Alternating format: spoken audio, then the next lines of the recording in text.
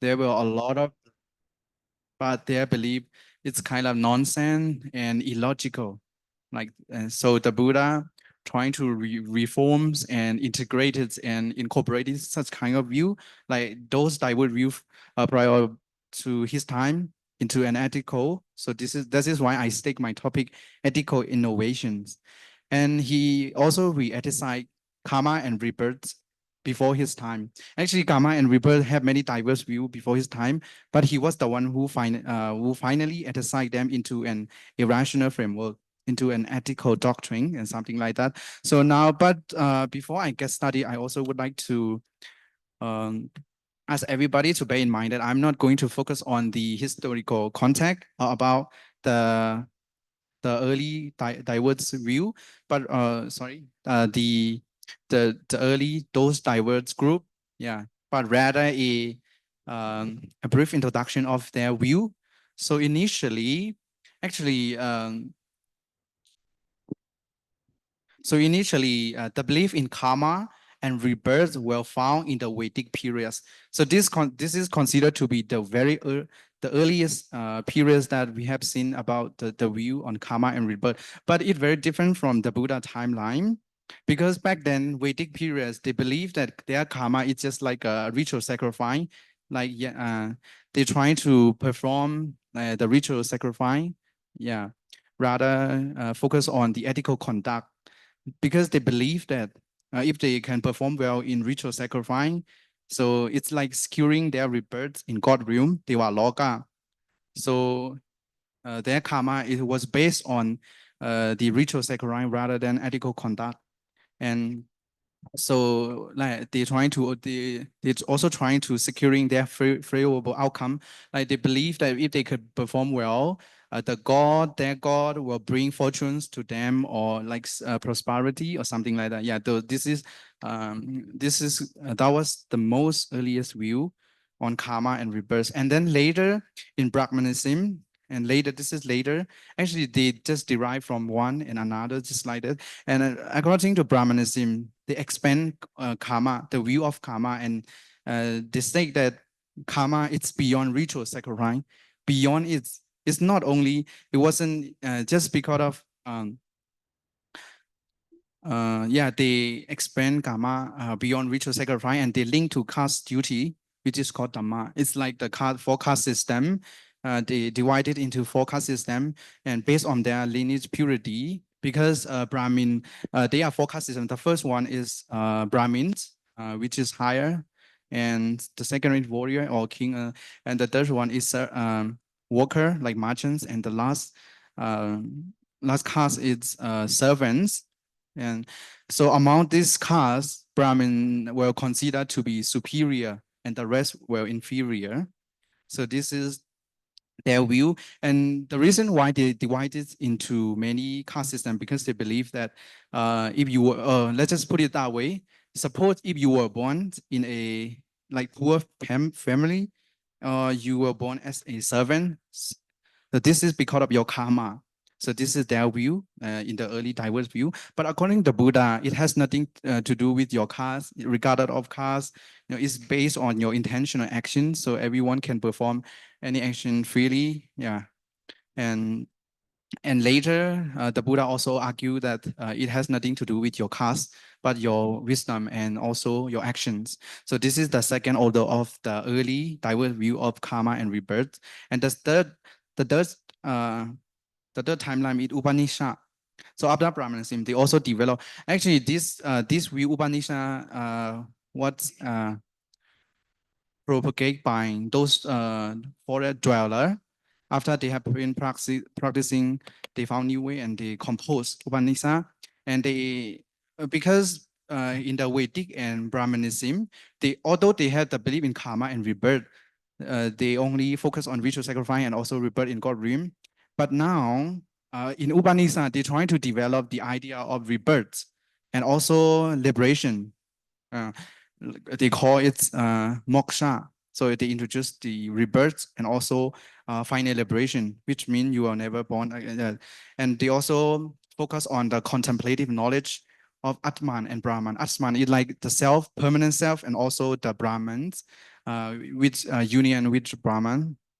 So this is they call final liberation moksha.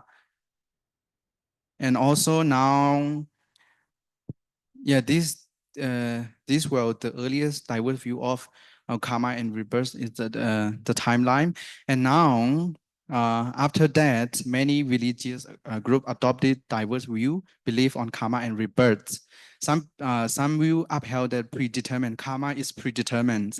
Some people, some religious group upheld that karma is undetermined, and some people upheld that repeated rebirth. Some people say, oh, it's annihilationism, like through rigorous asceticism. Some people upheld that, some group upheld, adopt the view that karma is inconsequent, and also strict determinations and something. So there were so many diverse views back then. And then later, the Buddha,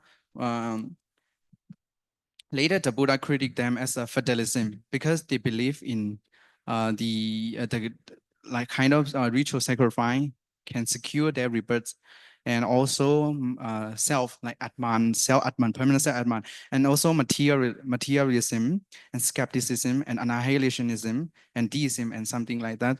So there were so many diverse views back then. And then the Buddha, now I'm going to present about how the Buddha decided them into an irrational framework doctrine. So now my second topic is pre-Buddhist view on karma and rebirth. A moment ago, I just gave a brief introduction of the early historical point of the diverse view in the early time. And now in the early view about karma and rebirth, they were really ambiguous because they didn't mention exactly whether this kind of karma can secure rebirth, or because not only this three group, I mean later, there are so many groups, they debated their view among each other. And also karma was a limited sense of ritual sacrifice and was focused on the ritual adherence. And the third one is the focus that I have mentioned earlier. They are focus system. And also some view upheld the upon death. Upon death, people will join their ancestor, like they call the heaven of Pita, like their father, and remain there permanently. But they didn't mention whether these people joined their father Peter, the heaven of Peter, have done something good or bad, but only whether a ritual sacrifice. And also, according to the later Upanishad, they believe that transmigrations, it's a rebirth also linked to karma. Yeah, so based on your karma, you can also migrate to another life based on your current action, your accumulated action, and also the three destination after that. The first one is they believe that after that people join their, what I have mentioned is they have a similarity. Three destination after the first one is they join their the heaven of father. It's like in other religion, we also have like they join God heaven or something like that. And the second one is they join they remain on the moon and stay there forever. So there is no rebirth. The first one also no rebirth, but the third one, the last one, they seem to clarify that this person will be rebirth. So these are the three different destination after that amount that's upheld by those earlier view. And later, after the social condition changed, and those views from Upanishad and from many religious groups adopted by many religious groups were debated among Brahmanism and also Samana, who renounce their life, who find lasting happiness. And so now, yes.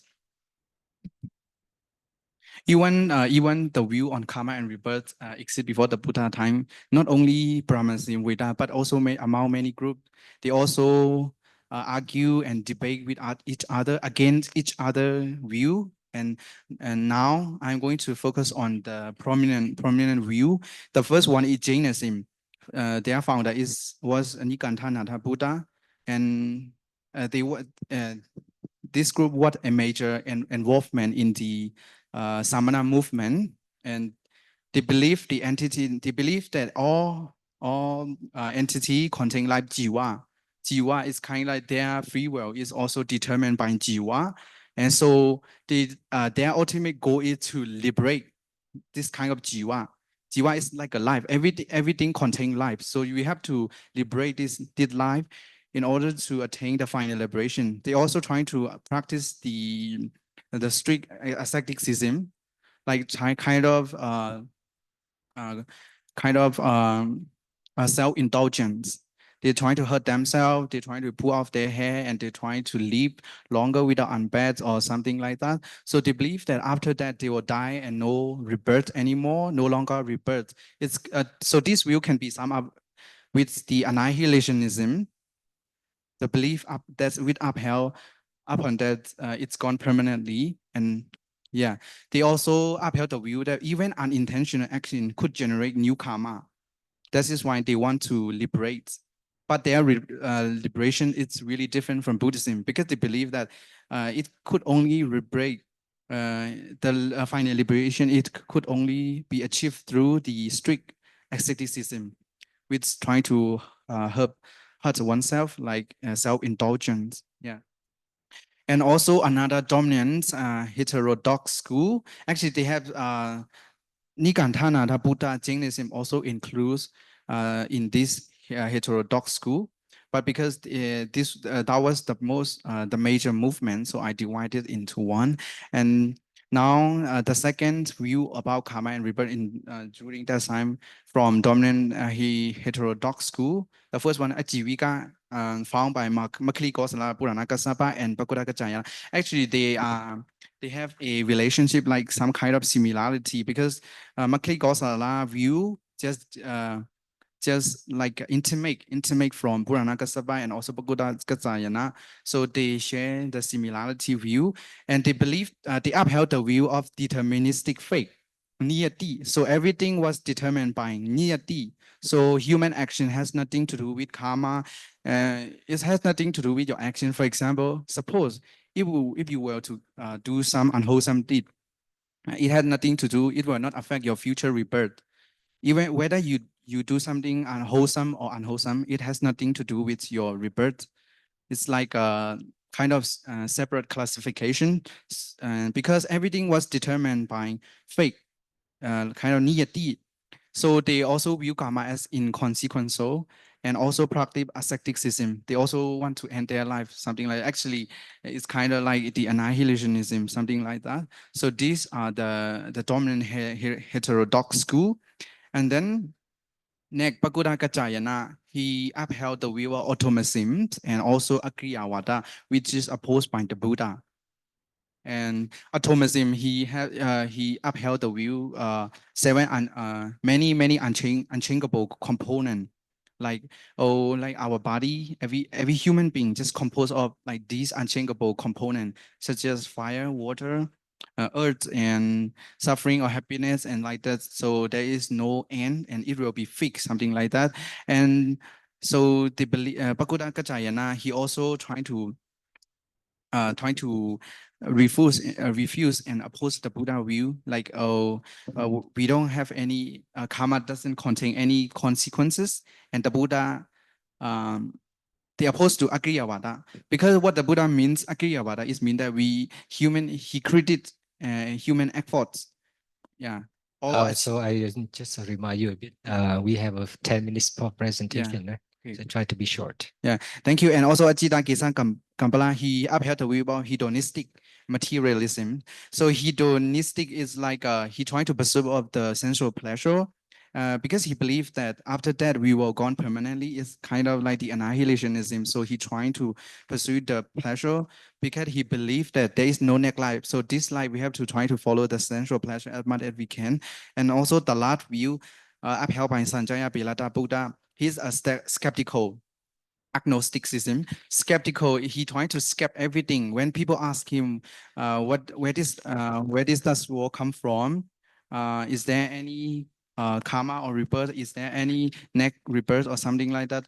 He just trying to refuse, like he beating around the bush. He doesn't get straight to the point. He trying to avoid any questions that's raised to him. So these were the early view about karma and rebirth. Because some people said, oh, there will be rebirth like self-permanence, the Atman view. Some people upheld that there is annihilationism. So upon that, it's gone permanently. And now I'm going to focus on the Buddha foundational principle on karma. So the reason why I mentioned right view, because in Buddhism, without right view, samadhi, there is no right goal and right action. There is no right action and right goal. It's in the Parijja depending arising also stated because of ignorance and yeah. The first one, ignorance is very dangerous. So this is why we need right view in Buddhism in order to be able to perform good karma. Because the Buddha also opposed to the dogmatic attachment, ditti brahmasa. Dogmatic attachment, it's like the Brahmic Brahmanism view, because they upheld the view that only Brahmanism are superior and the rest are inferior in the forecast system. So the Buddha only emphasized Hipasika and Yatha Buddham to see things as they really are. Hipasika just come and observe rather just simply believe my teaching. And the Buddha also give a simile of a raft. Kulupama is like a raft. When the river is crossed, we have to leave it behind, not to attach to it.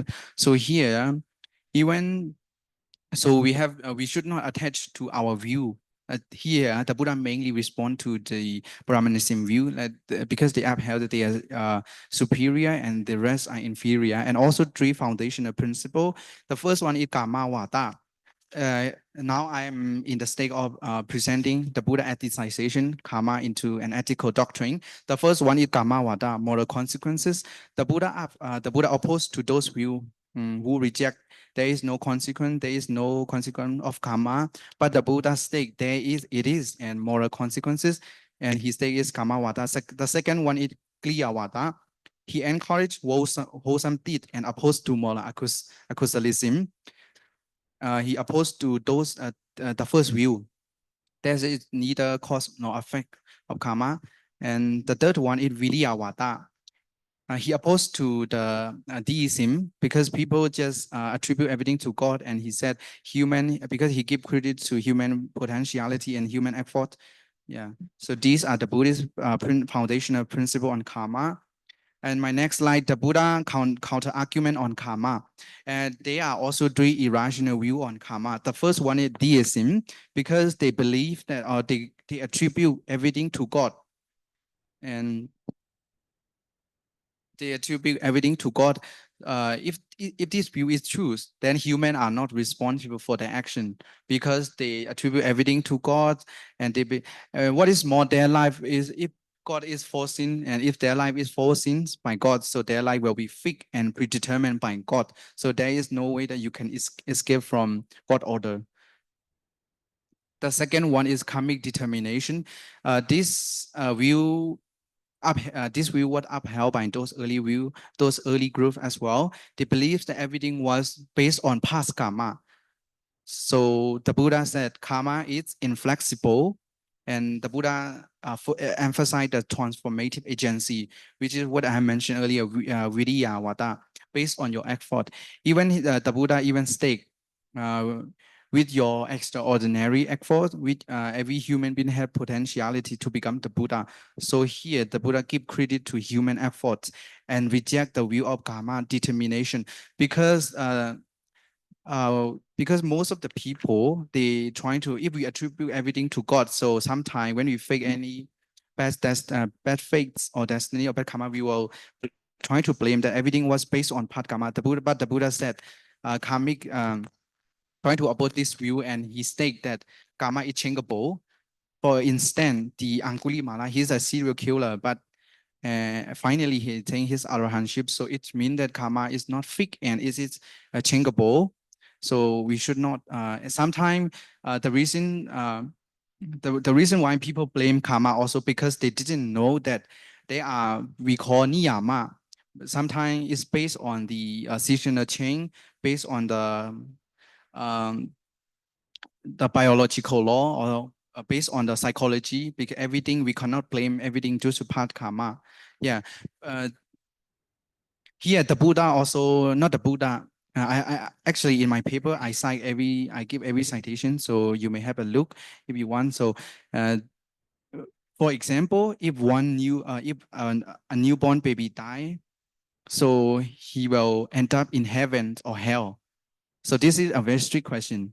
So if we say he ends up in hell, why? Because he is a newborn baby. He has not committed anything wrong. Why would he end up in hell? And if he ends up in heaven, so why? This is a strict question. So the Buddha said it's not. It had nothing to do with past karma. It could be, but not not fixed. It's not fixed. Maybe due to any niyama. Yes. Yeah, may I interrupt you a bit? I think you should spend around 2 minutes to conclude Okay. your, and then explanation we can give for the Q&A, right? Okay, thank you. Now, non-causality, because they believe that there is no neither cause or effect, but the Buddha state there is a dependent arising, like Paticca Samuppada. And now I want to explain more about karma and rebirth in Buddhism, because in the early view they're trying to they're trying to focus on the ritual sacrament, but the Buddha said it had nothing to do with this. The Buddha only focused on one theme, which is cetana, so intentional action. And also in Harvard's term, we can say you sow what you reap, and what goes around and comes around. And the Buddha also focused on moral consequences like karma, what I have mentioned earlier. And also the inequality of karma influence also can be based on what past karma. But as I mentioned earlier, there is no fixed mechanism that, if you kill someone and you are being killed, there is no fixed mechanism belief in Buddhism. And also rebirth in Buddhism, because some people believe that those people who upheld the annihilationism, they believe that after that they're gone forever. There are two dead philosophical perspectives. The first one, eternalism, Sasadawada, and annihilationism, Uchiktawada. And so the Buddha opposed to the first view, because they believe that there is this kind of view is similar to the self-atman, because they believe that even our body, our physical die, there is a soul to migrate to another life. And also the annihilationism, which I've mentioned earlier, after that is gone permanently. But according to the Buddha, rebirth is instant. It's kind of like after death, based on your accumulated karma. So you will be born in different realm based on your past karma, and also karma also determine rebirth in realm. According to the Buddhist cosmology, there are 6 realm, like and also 2 classifying realm, which is Sukati and Dukati. Sukati favorable realm, which is human on and God, also unfavorable realm, Dukati lower realm. And also if you commit any wholesome kusala, so you will reborn in Sukati realm. You can be reborn in, and if you commit unwholesome action, akusala, then you end up in hell. So these 2 views can be summed up as being those who wants consecutive rebirths and being. This is called being, Pavatikti, existent, and non-being, Vivatikti, and non-existent. And that's all for my today presentation, and thank you. Yeah, thank you. Thanks, Belinda, for your presentation. Now, a Q&A. Due to the limitation of the time, so we will spend time for, I think, within 5 minutes for 2 or 3 questions. And please focus on the main point.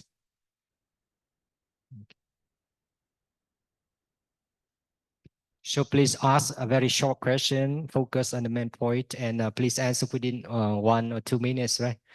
Don't. Okay. I'm Kutala Dhamma from MA second year.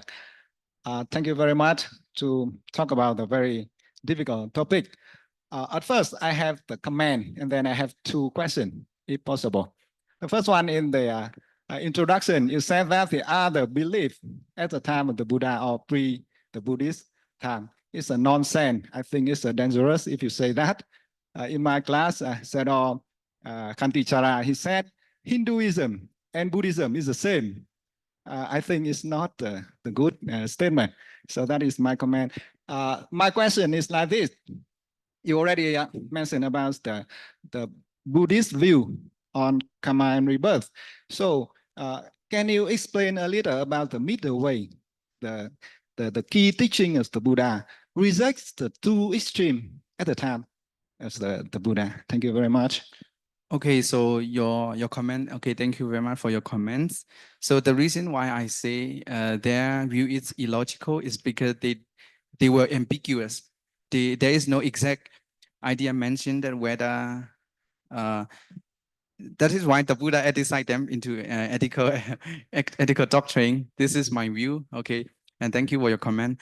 So your question is how middle paths respond to the this has to do with the Brahmanism view, because they have the caste system and karma and rebirth based on your caste. As I have mentioned earlier, for example, suppose you were born in Savan, so this is your past karma. It's kind of like karmic determination.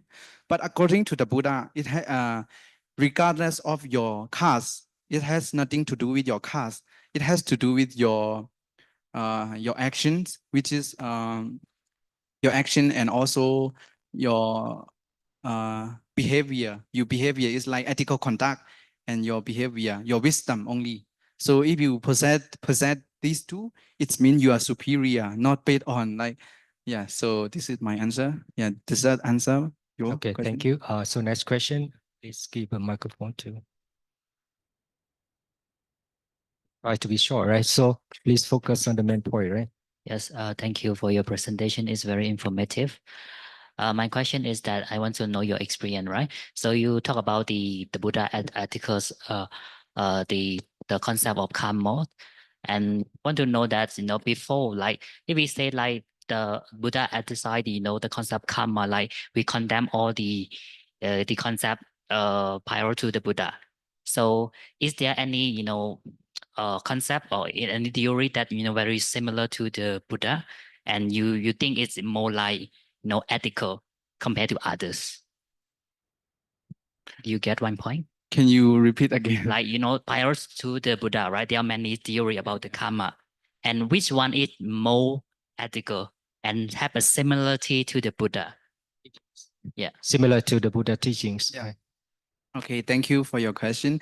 So I think there were diverse view on karma and rebirth before the Buddha. So from my point of view, I think in the Upanishad, because they also believe in liberation. So this also based on your karma. I forgot to mention here, but in my paper you will see transmigration also based on desire and karma. Yeah, so I think this is only the first view that's similar to the Buddha.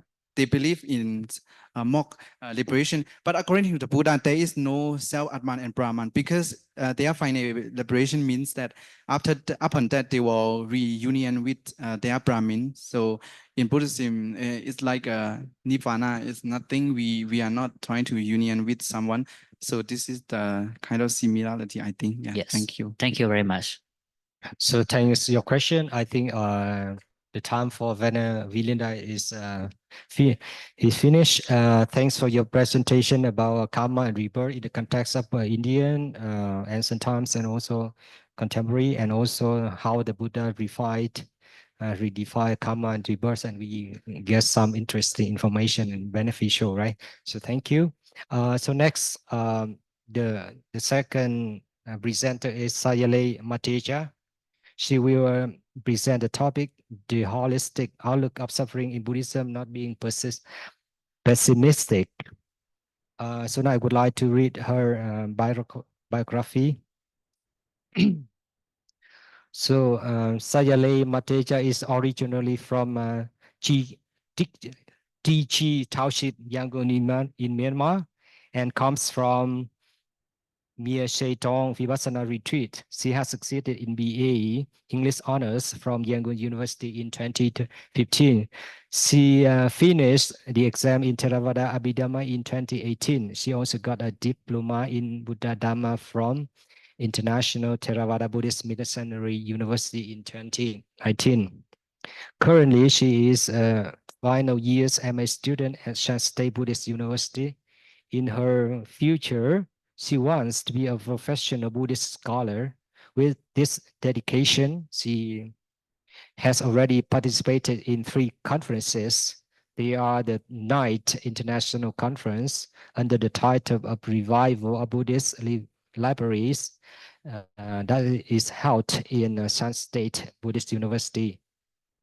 And the Conference of ITBMU's Silver Jubilee event under the title of Buddhist Studies in the 21st Century challenges and opportunities held in International Theravada Buddhist Missionary University.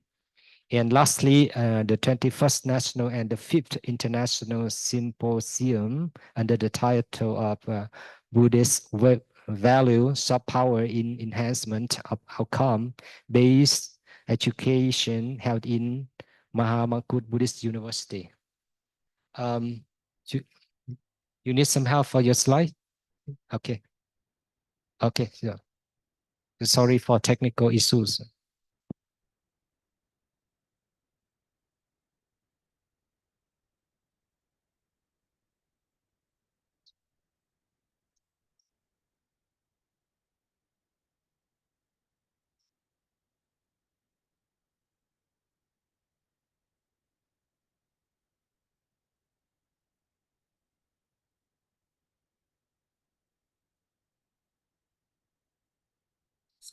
So you have to share this program.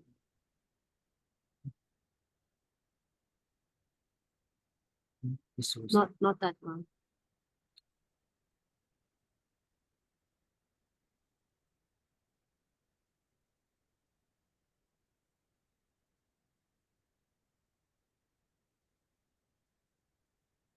Yeah, So we use this method, no? it's okay. It's okay. That's fine. Do you know? I don't know. But it's not sharing the. Wait.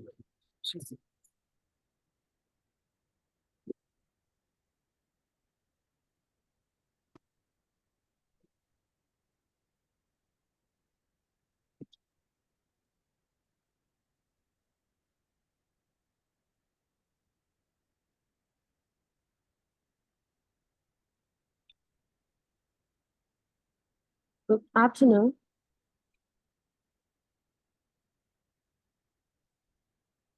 I'm sorry. We have some technological problem. Good afternoon, all the distinguished our scholars and students, and also Dhamma friends. Here in today's sections, I'm going to present about the holistic outlook of suffering in Buddhism, not being pessimistic. Now, let me move forward my presentation. In this presentation,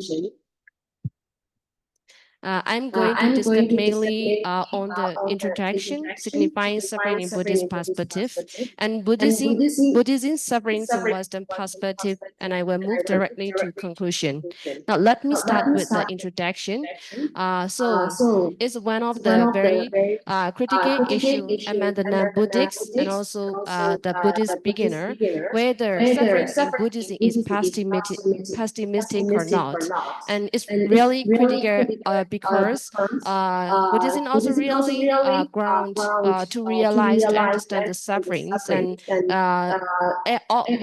of the Buddhist teachings and also the soldiers, they highlighted the sufferings. So here in this presentation, I'm going to highlight that this suffering is just a human experience in relation to three characteristics, that is impermanence, sufferings, and non-self. And also I'm going to express that it's just a realistic, not pessimistic. It just conveyed by Peter Harvey. It just the sufferings of Buddha is just like a disease for need for a cure. So now I will move on to the next part, signifying suffering in Buddhist perspective. Here I take out 8 types of sufferings from Dhammacakkappavattana Sutta. This is the very first sutta expounded by the Buddha. In this sutta, the Buddha expressed 8 types of sufferings. And nowadays, most of the Buddhist scholars, they try to categorize in very different way. Here, I will express one of the scholars, how they categorize. So the first 4 sufferings in aging, sickness, birth, and death. Which? This one. Oh my Buddha. Yeah, these 4 sufferings are categorized into biological pain, This is the first level according to Vaipurna Dasa.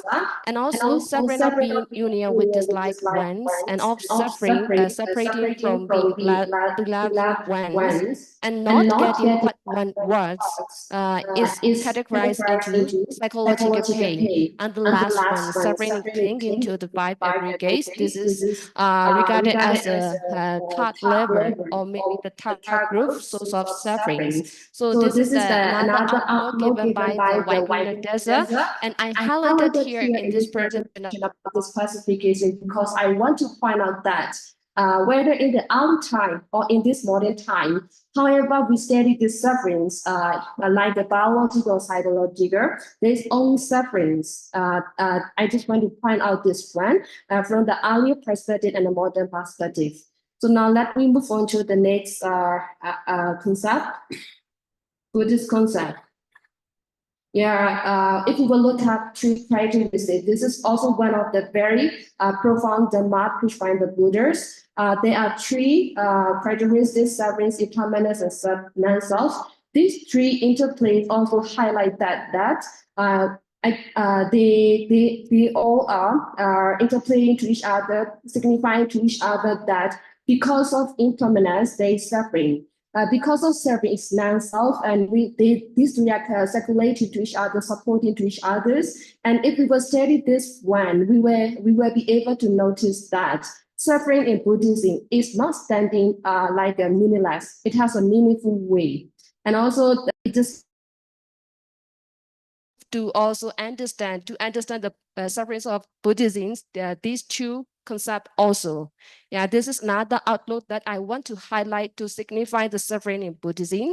Now let me move on to the perspective of wisdom to understand the suffering in Buddhism.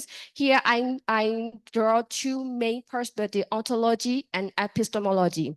Yeah, firstly, the meaning of the ontology is very simple to signify or to simplify it's just to be or to exist. This is the meaning of ontology from the Western perspective. If we were study from this perspective to the sufferings of the Buddhisms, yeah, if we will look at ourselves, this body and mind, according to the teachings of the Buddha, and if we will analyze again, we will get psychophysical phenomena. And also, if we will study this body and mind, we will see only inner sickness, sorrow, worry, anxiety. All these sufferings are just happening in us. There is nothing new. And also, they are just existing. What are existing? It is just all of these sufferings. And if we will look at from the ontological perspective, this is just human universal ontology. There is nothing new. It's just a natural existence. And now I will move on to the next perspective of epistemology. Here in this epistemology, I just draw out on three knowledge, which is Buddha attained before his enlightenment. The first one is Popeniwasa, Nosati Jnanaya. The second one, this is the knowledge of seeing the previous life.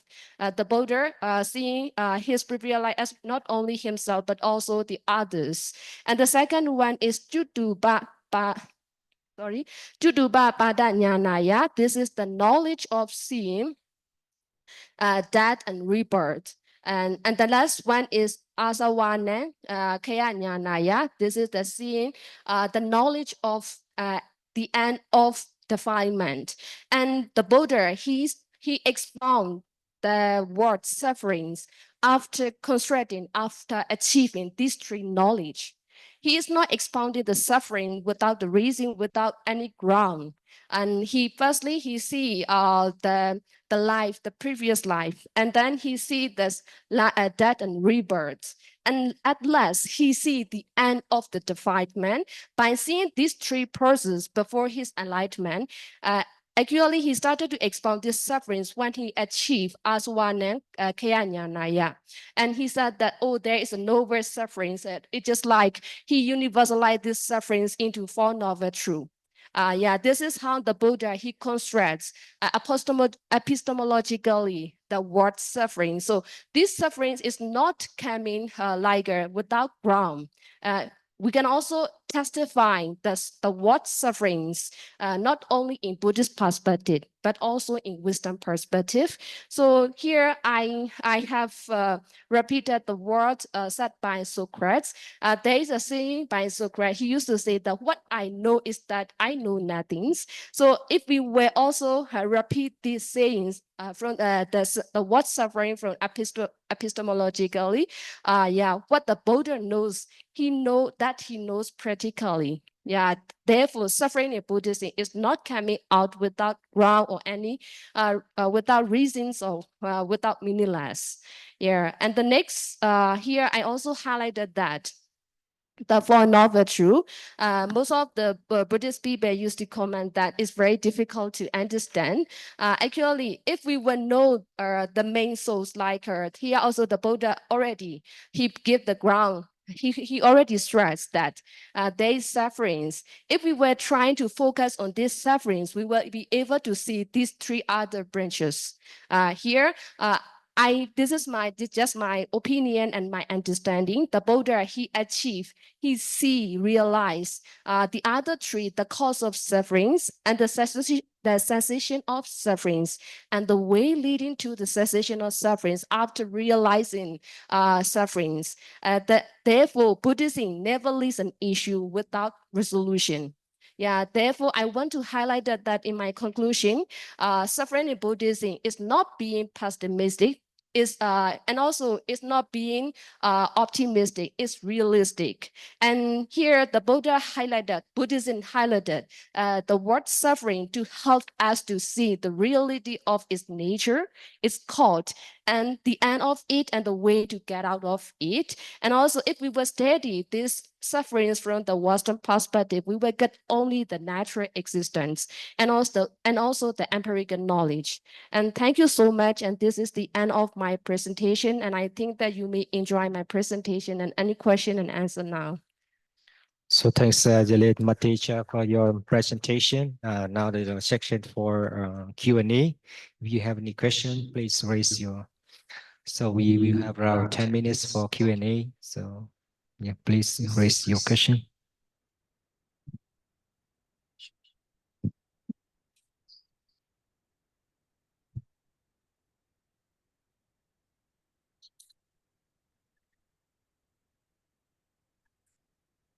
If there is no question now, I will. Bante, can you speak louder? Yeah. Okay. Can you speak a bit louder? Okay. Thank you for your comment. My name is Venerable Chandima. I'm part of the assistant teacher. So I'm listening to your presentation. It's quite interesting.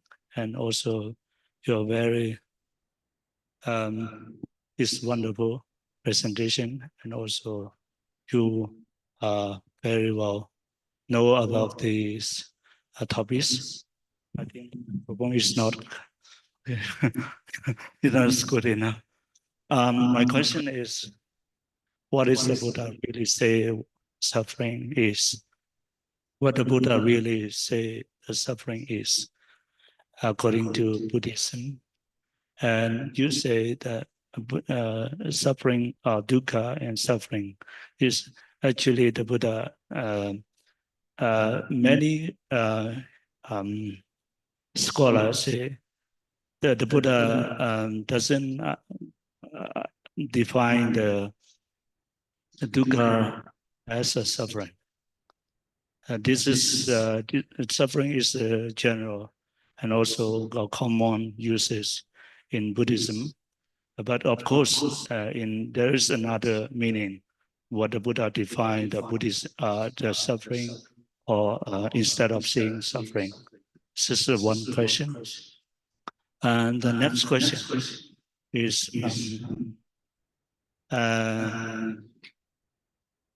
okay, let's meeting later. Please answer the first question.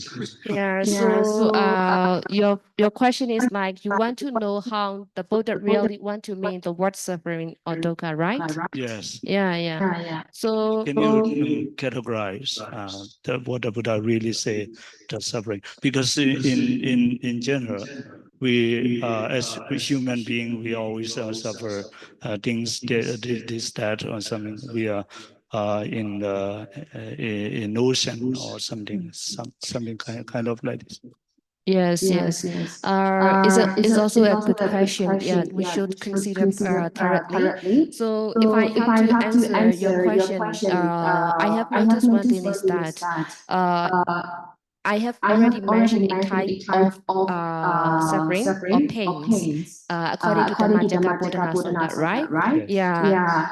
Out of these eight, the most important suffering is the last one, is the suffering of grasping to five aggregate. And this is the most also most dangerous and also serious one, because we suffer because we grasp something.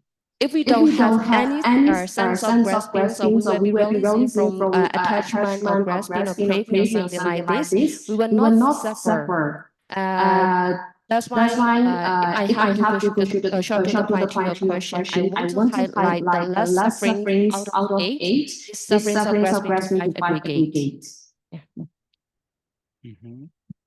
Okay, so yes, it means the suffering is the suffering of the five aggregates, Panchakanta. Yeah. So before you say the five aggregates, there's something behind.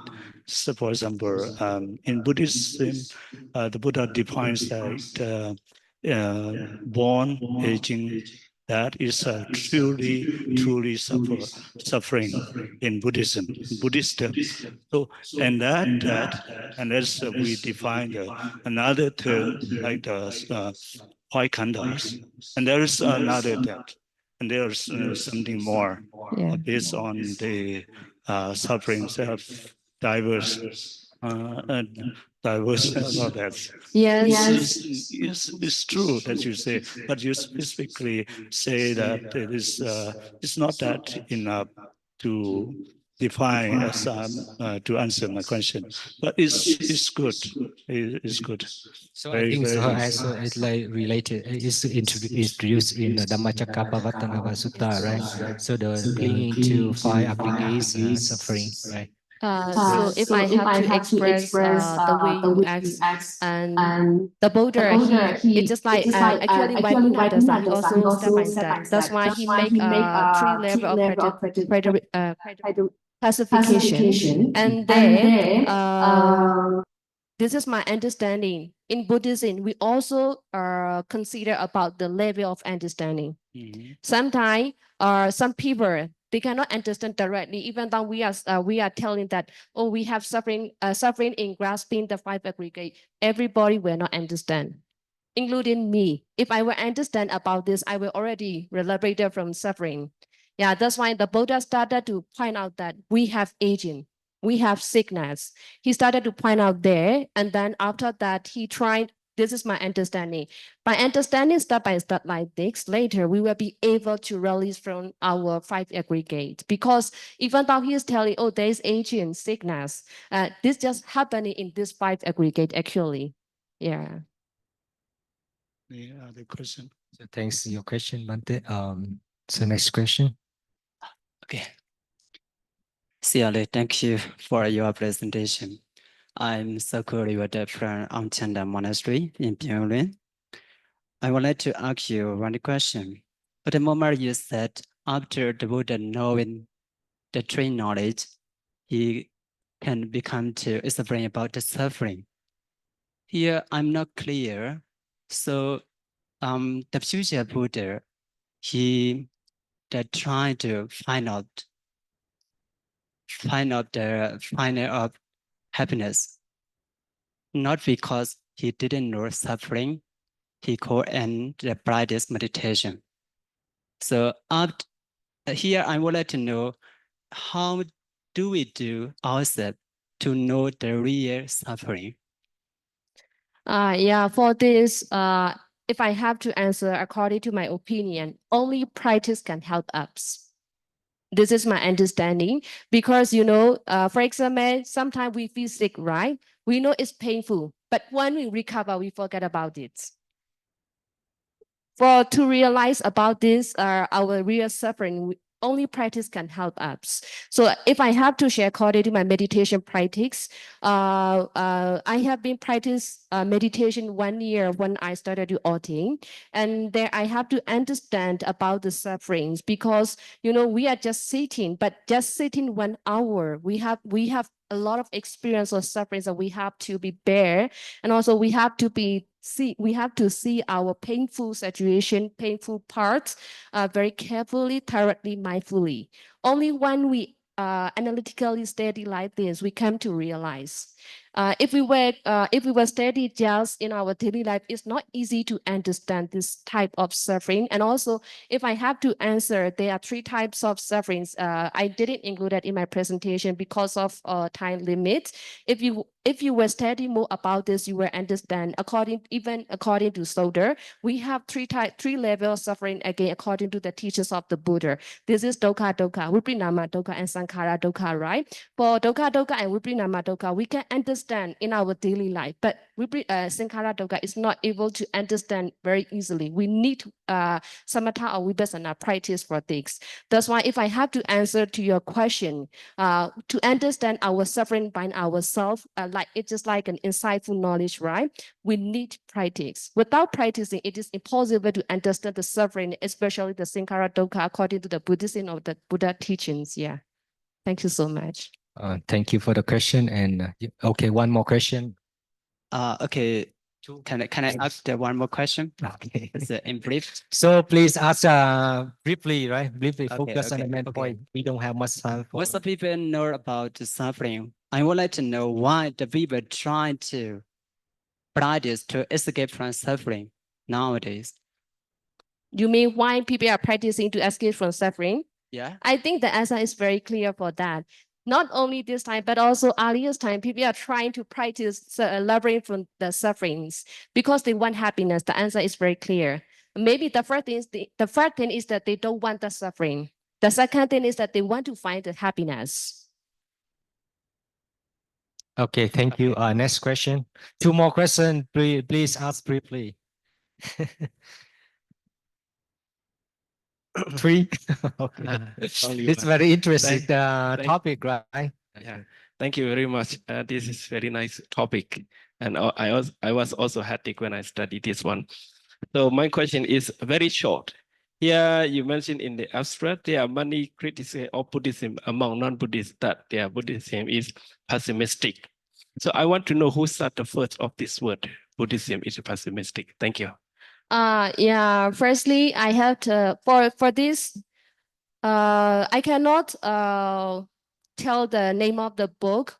There's one book, question and answer. In that book, it also mentioned that they are pessimistic on Buddhism.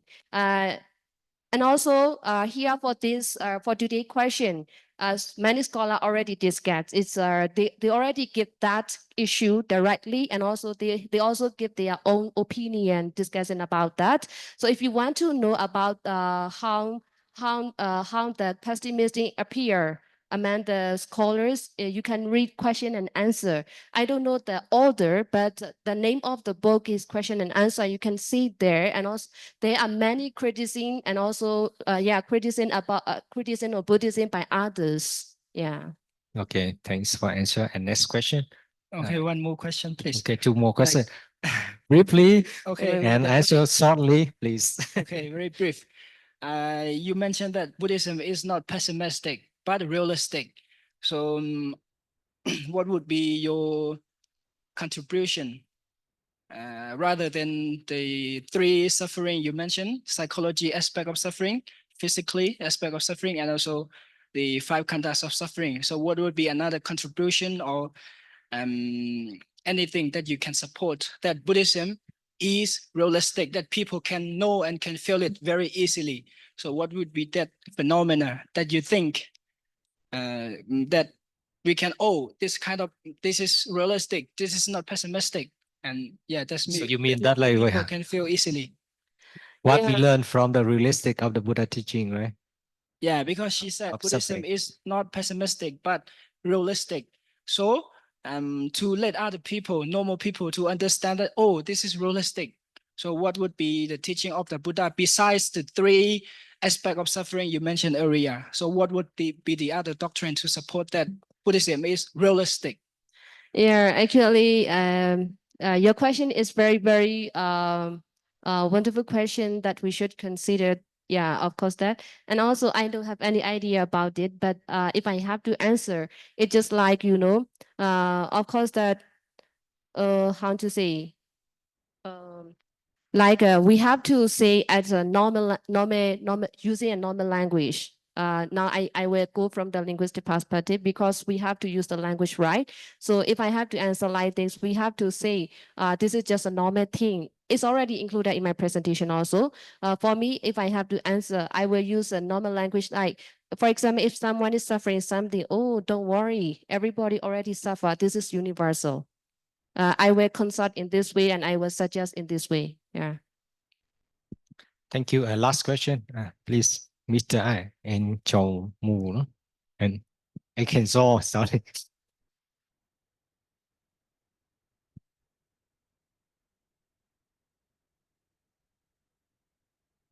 Hello. Oh, hi. My question kind of draws upon Venerable Aria's question. I think he touched on a very important issue, I would say, is that since we were talking about Buddhism being pessimistic, I wanted to know how you would define or how you understand pessimism. Yeah, pessimism is simply, in my understanding, simply I understand it's just negative. Buddhism is talking about suffering negatively. This is my understanding. Most of the non-Buddhists think that negatively Buddhist people are highlighting sufferings. Actually, one reason why they consider like this is that they didn't study or try to understand Buddhist suffering properly. If they were understand what the real meaning of Buddhism, they will not say like this. And I have seen many controversial issues and also many criticism to the Buddhism, and especially in philosophy. Yeah, many conflicts, right? Because this is my understanding, they don't study properly Buddhism. Yeah. Okay, thanks for the answer and presentation of Sale Matecha about the suffering, the teaching of the Buddha. That is not pessimistic, and also our discussion that is very interesting topic. Thank you, and thank you. If you have more time, we should discuss about more about on this topic, right? But so somehow the time is limited. So now I would like to introduce to all of you the first presenter, Dr. Oma Mian. She will present the topic timeless relevance of the Buddha's teaching in modern society. Please come here. Now I'm reading her biography. Dr. Oma Mian Shan is currently a student in the Diploma in Pali and Buddhist Studies at San State Buddhist University. She lives in Yangon. She earned her MBBS in 1985 and MSc in internal medicine in 1999 from the University of Medicine 1 in Yangon, Myanmar. She served in the Ministry of Health and Sports for 29 years, including 2 years in Bhutan as a medical specialist. She retired as a senior consultant physician in 2020. After retiring, she undertook a year-long retreat at Sue Umin Toya Meditation Center in Yangon, which led to her studies at SSBU. Her interests focus on insight meditation, Abhidhamma, and application of mindfulness meditation and the principles of the Buddhist ethics in secular sectors. You need some help about the technique?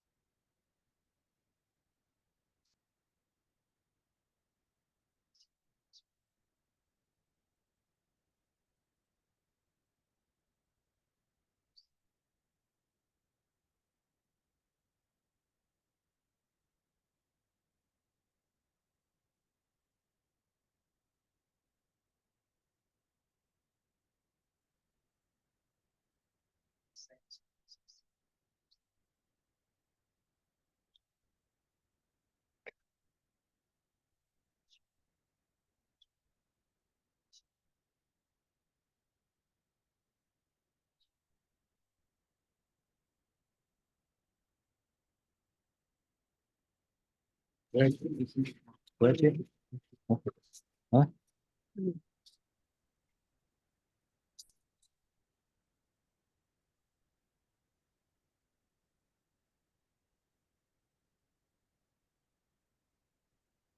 So sorry for technical issues, right? But we are quite relaxed because mainly our students, right? You know, it's all the and any issues it will be. I think that you understand and have a compassion toward all of us.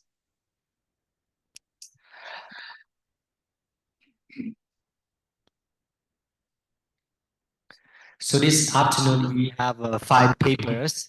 4 will be presented in person, offline, and 1 will be presented online. And we also have 2 sessions for this afternoon. Session 2, 3 papers, and session 3, 2 papers.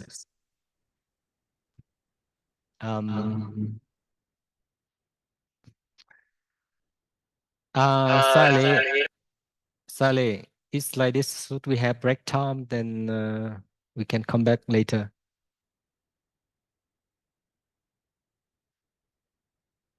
Few minutes.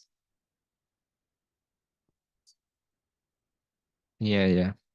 Okay. Okay, so now our presenter has some personal issues. Do you have any question for the organizers from some topic? I think we can discuss a little bit before we have a new presentation. So where's the microphone?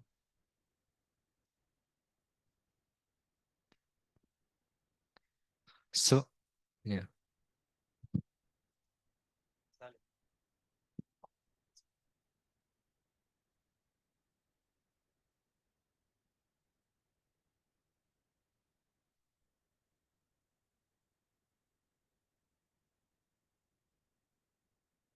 For example, you can have some question for me. Yeah, please.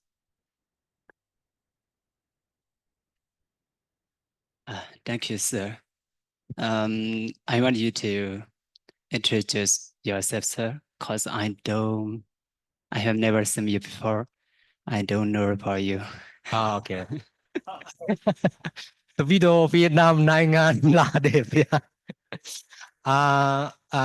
did you join our meeting, our presentation this morning?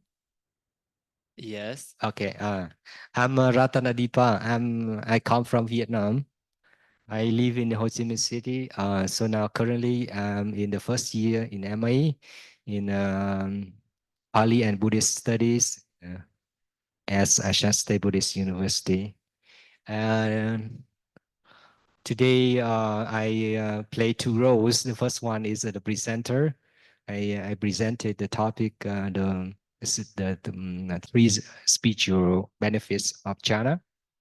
And the second role, as you know now, I help to moderate for the second session. And there's 3 topics and 3 presenters. Okay. So what do you want to know more about me or? You are from Vietnam and come here study? Yes, I'm from Vietnam. Uh, So can you control the computer? Okay. Okay.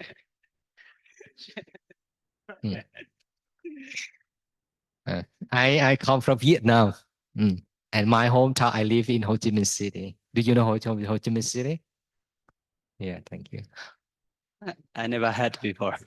Yeah, okay. So are you ready? Yeah. Okay, so please pay attention and follow the next presentation from Dr. Omar Shan.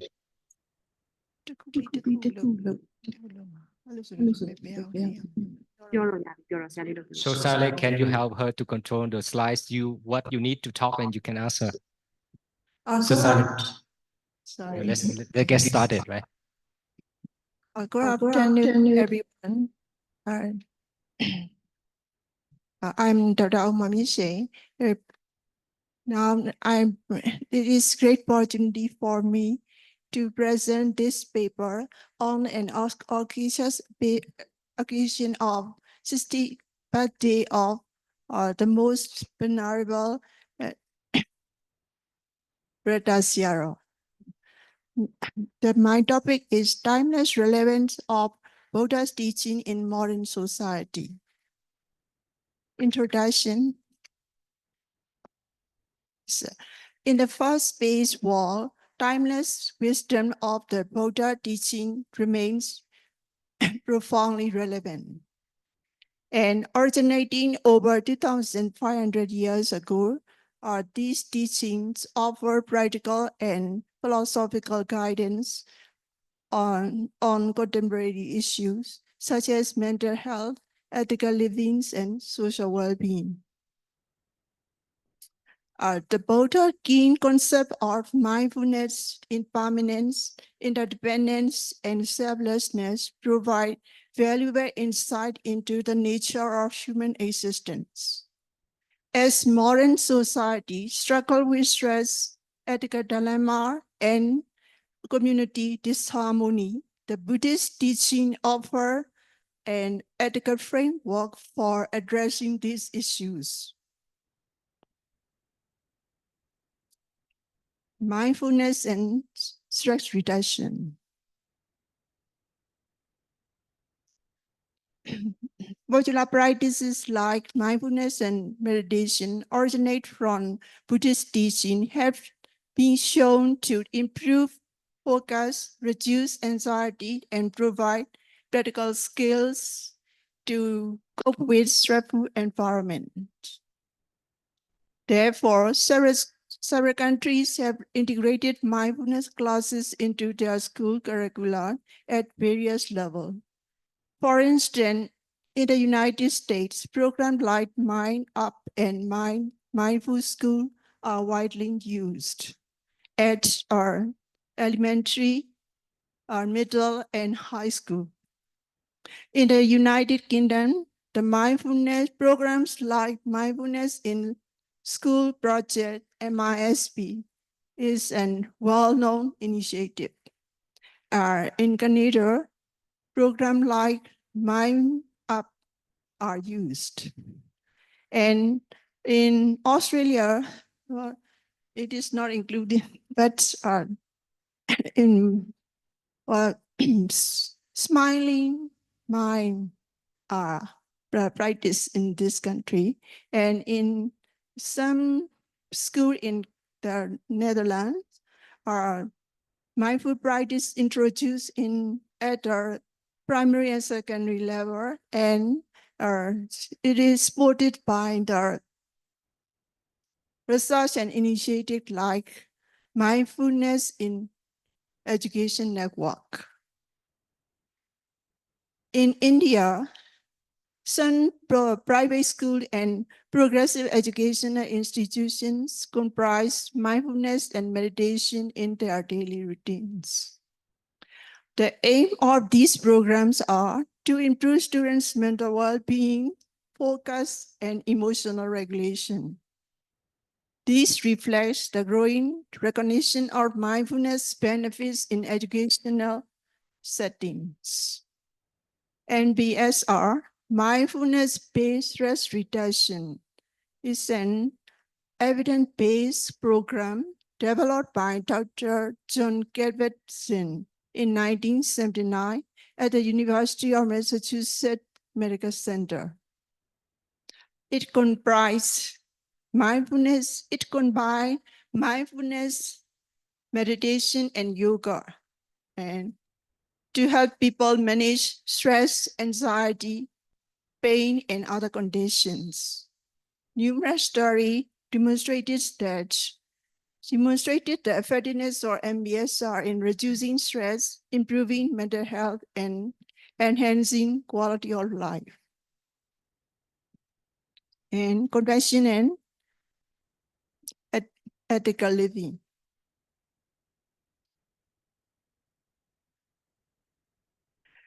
The central Buddhist teachings of non-harming and compassion offer valuable guidance for the ethical life. And the 5 precepts implies a code of behavior and responsibility for the right treatment of others, whether it may be human or animal.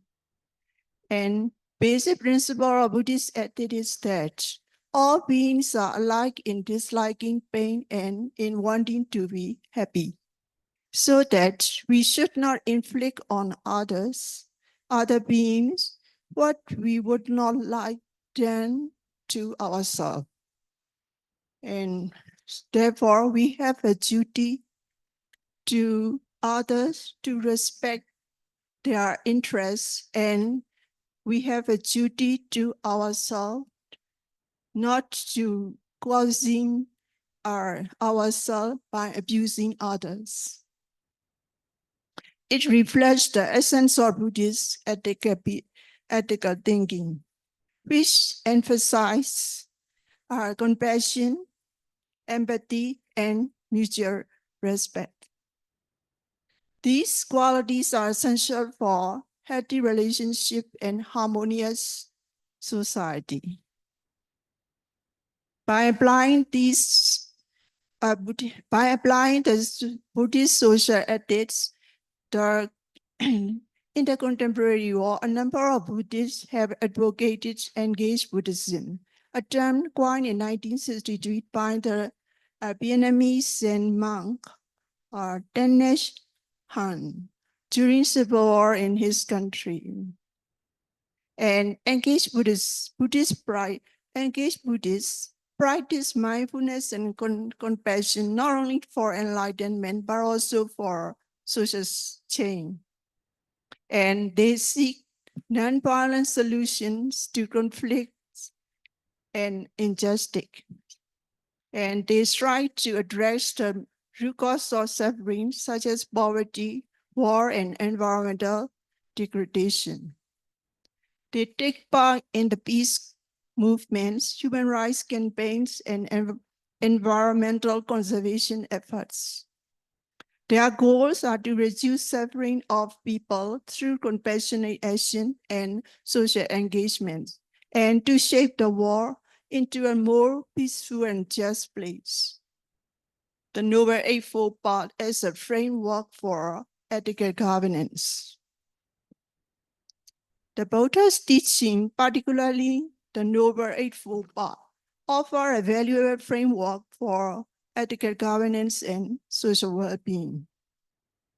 The right view and right intention enhance accountability and integrity among leaders. Right speech and right action highlight transparency and non-harm in policy. Right livelihood promotes economic model that respects the dignity of all beings and environment. Regarding the ethical governance, the Buddha highlighted that prosperity and stability of a kingdom depend on the righteousness and ethical conduct of the ruler. A just and compassionate king makes an affluent and harmonious society, while a corrupt and unjust ruler brings suffering and disorder. This teaching reflects the Buddha's emphasis on ethical governance and moral responsibility of those in power to protect the safety and well-being of their people. Next, impermanence and resilience. In Buddha's teaching on impermanence helps cultivate resilience by realizing that all experience, both pleasant and unpleasant, are transient. This understanding fosters adaptability and reduces fear of change, and provides a framework for coping with global challenges like climate change, environmental degradation, global health crisis, poverty, and so on. Selflessness and equanimity are based on the nature of interdependency. The idea of non-self indicates that there is no permanent self in any conditioned phenomena. Recognizing non-self helps people let go of egocentric view, which is source of craving and suffering. Current world problems such as geographical tension, civil war, militarization, terrorism, racial discrimination, gender inequality, economic monopolies, and holy wars are considered to stem from the delusion of a sense of identity as myself, my family, my country, my religion, and so on. In particular, the realization of selflessness helped reduce clinging and aversion and promoting a sense of peace and equanimity. In conclusion, timeless principle and practice of Buddha's teaching remain profoundly relevant and applicable across various such contexts in the modern world. A peaceful and decent world is expected to be built by application of these Buddhist teachings in various sectors of secular environment. This demonstrates how ancient wisdom can address current complex issues and light up the paths to a peaceful coexistence. This is reference, and this is the end of my presentation. Thank you for your attention. Thanks, Dr. Omar Myansen, for your presentation. Now the time for Q&A. If you have any questions, please raise them. Yes, thank you for your presentation. My question is that, like, you talk about mindfulness, right? Yeah. So I want to know, like, the difference between, you know, the practice of mindfulness, the traditional practice of mindfulness here in Myanmar, and, you know, the practice of mindfulness in the West. So you talk about the program that they, you know, install in the school or something like this, right? But here in Myanmar, we have a tradition, like, you know, we go to the meditation center and we practice. It's mostly for, you know, elder people. And should we like imitate, you know, the way of practicing mindfulness from the West? What's your opinions? So in my opinion, the mindfulness practice in West is the focus on the concentration, I think. Mindfulness practice in Myanmar is focused on our contemplation, I think. In meditation center, they contemplate on the contemplation on the fourth subject. Yes, yes, as far as he would like to ask you like how to apply meditation in like modern practice, like some contemporary meditation teachers, they have background doctor, a psychologist, something like that. yes, so right now, as far as I know, right, we don't like have like the programs of mindfulness, you know, applying in like in school. But in recent years that there might have some, right? But you know, we don't usually have like officials, you know, class in the school that we have to practice mindfulness. And this is maybe the cause, like, you know, we are Buddhist people, right? We don't have like access to the, you know, the Buddhist teaching about, you know, meditation or mindfulness. But for only like for elder people, like, you know, they go to meditation center, like do you think like we should like imitate the culture of Western norm, like using secular mindfulness to train our children, something like this? Yes, I think we should train our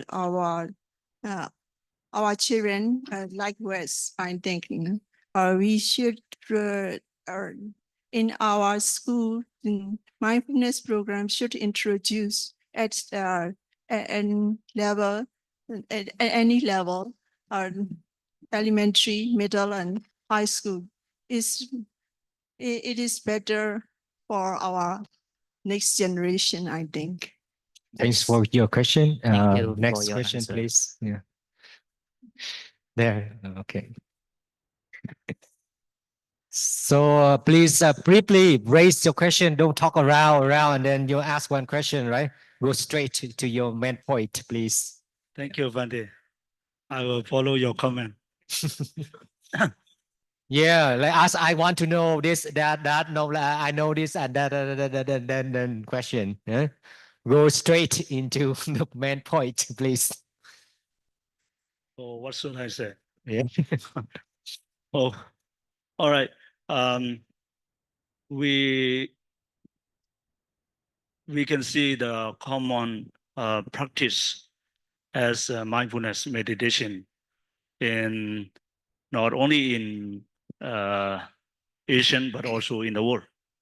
As you can see, many people say that mindfulness is important. It's really a practical way. So, in practical terms, we hardly see people do mindfulness in daily life. And for example, so what is my question is, what is the problem between young people and old people? When for old people is good, you know the benefits, but when you go to meditation center, they teach you the boring technique. The boring technique. In the West, people teach young children to make young people to get into practice. This is a very good way. So in your claim, what is your claim on this, Shan? What is your view on to improve to young people to practice?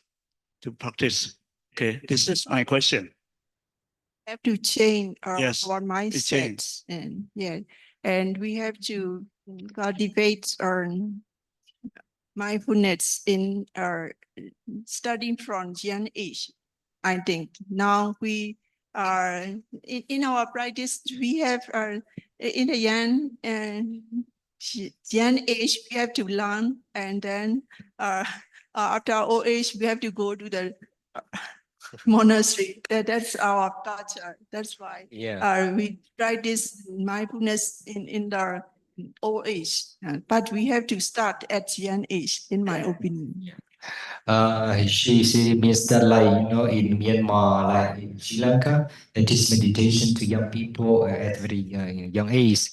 But yeah, I just want to share some information about the meditation for young people, especially for children that have experience in Cambodia and Sri Lanka, and also in Vipassana in the tradition of Ubakin and the teaching of the Goenka. They have the children course. They imply the teaching of meditation in the activities for children, like drawing, like running, like discussion, and also they have very short meditation, like sitting meditation, and they use Anapana for children.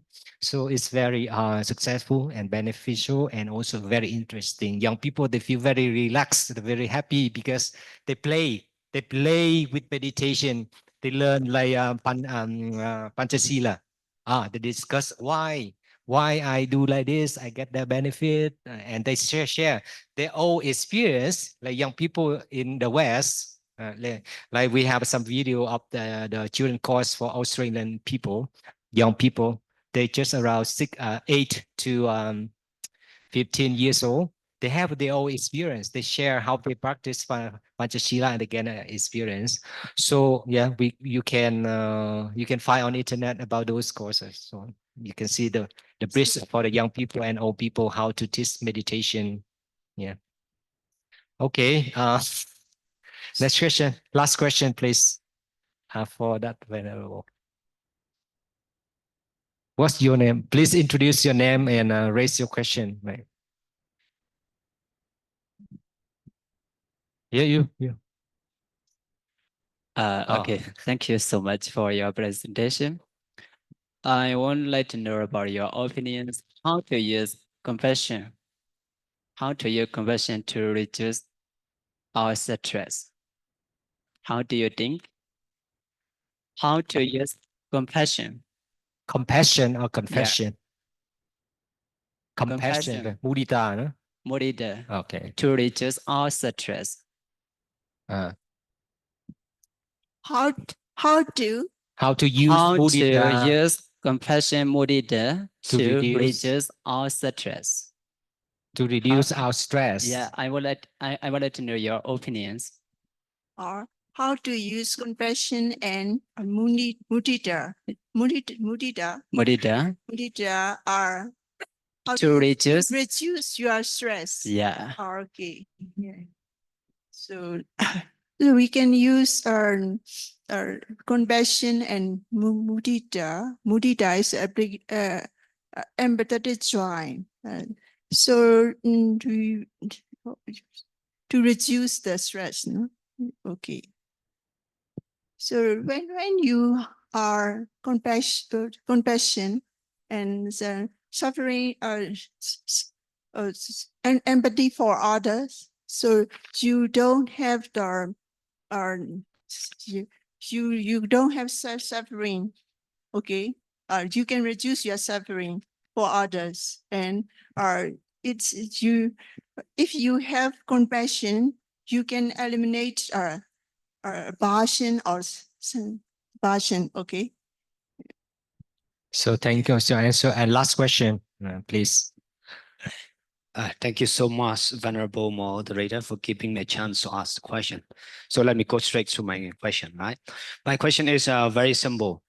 So you said Buddha teaching is timeless and it is very relevant in this modern world. And practice mindfulness is very good for our physical and mental. Yeah. So we know that everybody know that practice meditation is very good for our health. Yeah. But it is very hard to practice. So how? Fine. Yeah, it's very hard to do it. So how? So can you give us some technique? How do we overcome that mind? So Miss Venerable Moderator, please allow me to say more. Yeah. So this out of the trap. Right? Okay. It's very hard to practice meditation. How to do it, right? Okay. The first question. First and question. next- This is not a question. It's just comments or like I'm very proud of Sayama. She earned MBBS in 1985. If I were her, I would go. So now she is retired right now. I would go home and sit back and enjoy my life. But she continue her doesn't do study. that. Yeah. And she proved that it is never too late to learn. In Myanmar, they say it's pinyalo or Odimashi, right? Yeah. Right, Shama? Yeah. Okay, and thank you for being a good role model for young generation like us. Okay, Yeah. thank you very much. Just a first question. Yeah. Just one question. Fine. I don't think for me to meditate to practice meditation is easy for me. Yeah. Or I like to take meditation and I enjoy meditation and there is no barriers to take meditation for me. So Really? fine, you are hot. Yeah, for example, like when we sit meditation, back Yes. pain, sleepy, and we don't want to do it, we want to quit. Me. So for example, let's take me. Personally speaking, okay, not we, okay, me. Yeah. Can you give me some like that So, some this is you are not contemplating on your mind. So you have to you have to be present. You have to be at present, and you have to see you are in your body and mind. You don't see any outer war. Okay, if you focus on something, so you have to see your thoughts. When you are sitting, there are thoughts coming. Okay, so you have to see your thoughts. What you are thinking, you have to know that. So if you know that what you are thinking, you cannot fall sleepy. I think because you have to be mindful. That is mindfulness. You have to be mindful. Your thoughts and your what happened in your body. You have to aware of that, so you can overcome a falling sleep. Because you are not awareness. That's why you may lost in your thoughts. Okay. Yes, that's why you're wondering. So stop doing that and keep on your mind and body and keep your thoughts. Then you can overcome. You can overcome falling asleep or something like that. Okay, thanks for your answer. Yes, thank this you. is very interesting question and it's very beneficial for all of us. I have some experience on this, so I want to share with you briefly, right?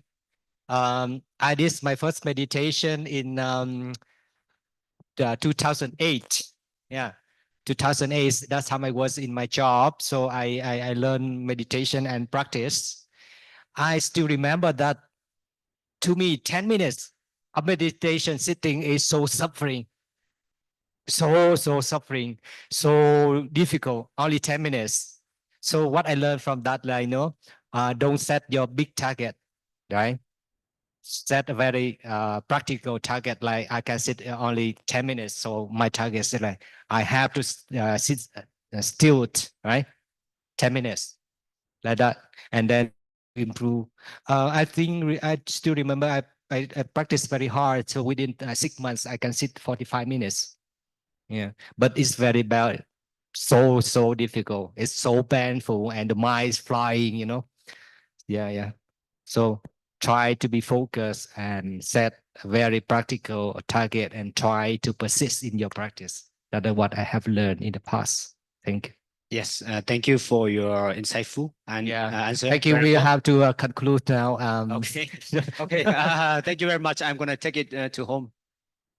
I mean your answer. Thank you. Yeah. Thanks for your presentation.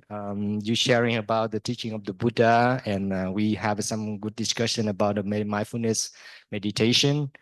So now I return to the floor to the RMC. Yeah, please. Turin, I want to advise all of you to take meditation at least for 15 minutes per day. Is to calm your mind and to it's improve your cognitive function according to the medical research.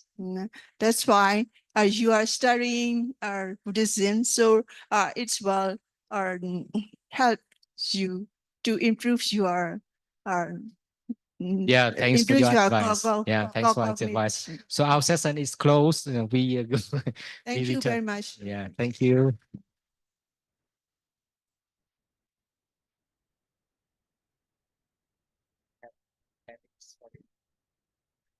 Okay, nice to see you again, everyone. So thank you very much, Uradanadipa, for successfully reading and moderating this afternoon session 2. Additionally, we would like to extend our gratitude to our speakers for their insightful presentations. Your contributions have significantly enhanced our understanding of the topic discussed today. And furthermore, for the certificate present agenda, so we would like to give the certificate together with the third sections. So that is why in this section we are not present a certificate. We will present alongside with the third sections. And now now we have reached to the end of our afternoon section 2 to the of the first SSBU student conference. Today we gather not only to celebrate the legacy of the most Venerable Oxford Sayadaw, but also exchange insights, foster learning, and deepen our understanding in various fields of Buddhist studies. This first conference marks a significant step in empowering student voices and strengthening the bonds within our academic community at Shan State Buddhist University. And as a reminder, please be informed that our section 3 will be held soon. So now we will take a rest for about 15 minutes, and now it's time for you to take a short break and enjoy the refreshment, which is in front of our Dhamma hall. So now, trying to just go and relax yourself. Thank you very much.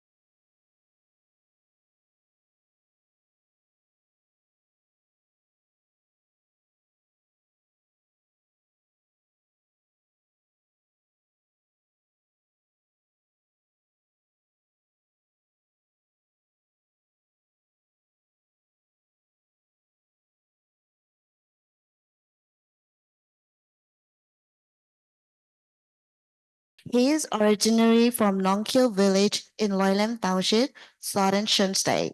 He has a Buddhist background and had received certificate from various Buddhist institutions, including Sasanadaja Dhammacharya from the government, Pariyatisa Dhammapala Dhammacharya from Sangha, from Shan State Sangha Institution, Sasananugaha Bivamsa from Yaoshri, postgraduate diploma in library information management, and postgraduate diploma in Pali and Buddhist study from SSBU. Venerable has also worked with the above Doshalong, Venerable Penyananda at Wada Monastery, where he taught and provided Dhamma talk to layman devotee. He also led a volunteer organization called Home Yen Metta Loylam, which supports destitute children with formal education.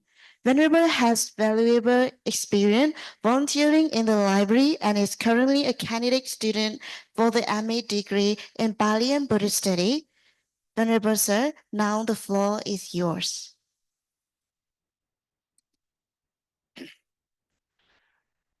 Thank you to Master of Ceremony Nangmon Lau for reading my short biography, and thank you to all management for giving me this opportunity to be a moderator in this afternoon or evening sections.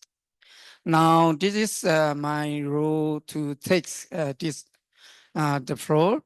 So first of all, I would like to introduce the speaker with his short biography to family with him.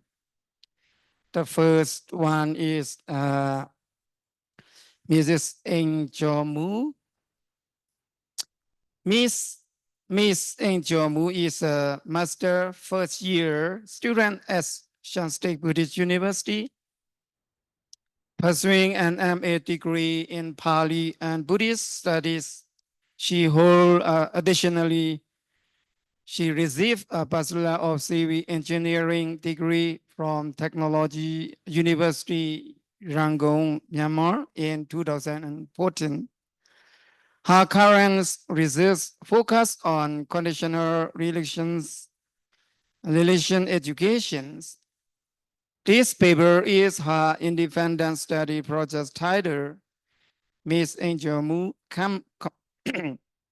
combine in the disciplinary insight to her studies. So now I would like to invite Miss Angel Mu come to present your paper. What? Yes, good afternoon to you all. Online? Yes, Okay. Venerable. Okay. It's now that the time is for you. Yeah. Yes, Bendy. Good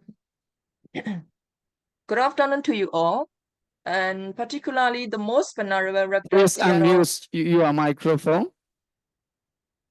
Yes, I'm already unmute. Can you hear me, please? Hello? We didn't hear anything. Oh.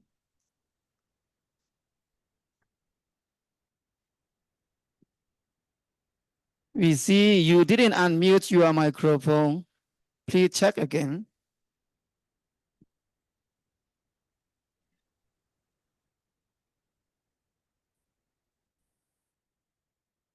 Hello? We hear. My online session, we hear. Hello?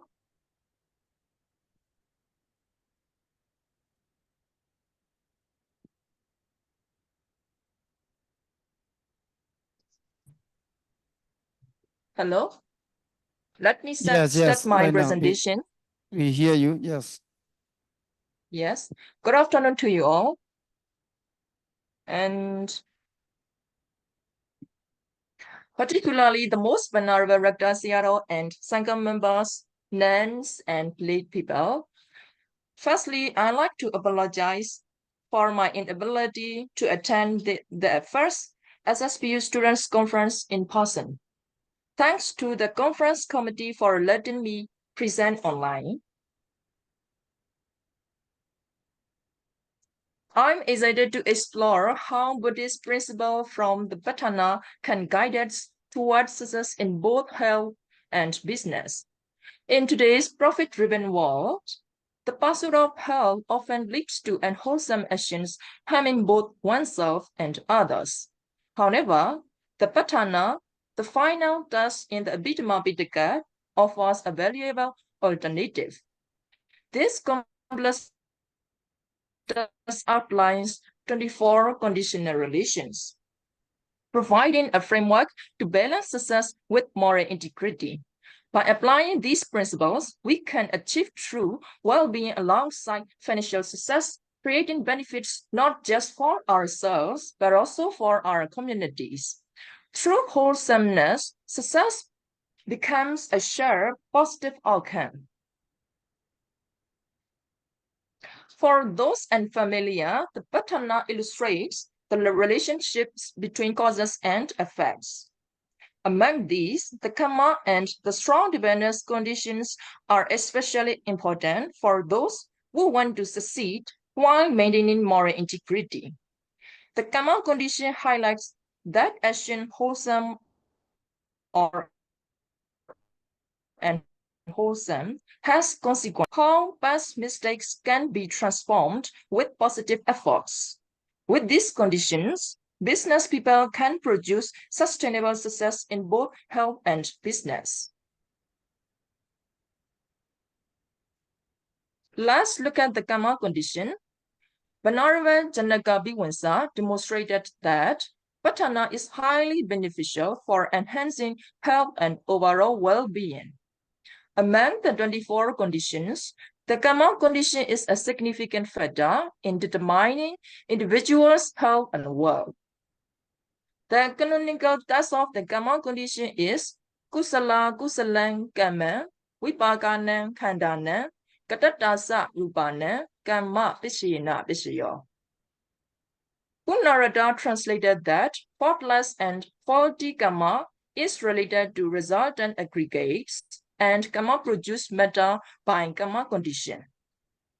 Due to a lack of understanding of this karma process, people often act in a confused and chaotic manner, committing good or bad deeds without clarity. Now, I'd like to discuss business success according to karma conditions.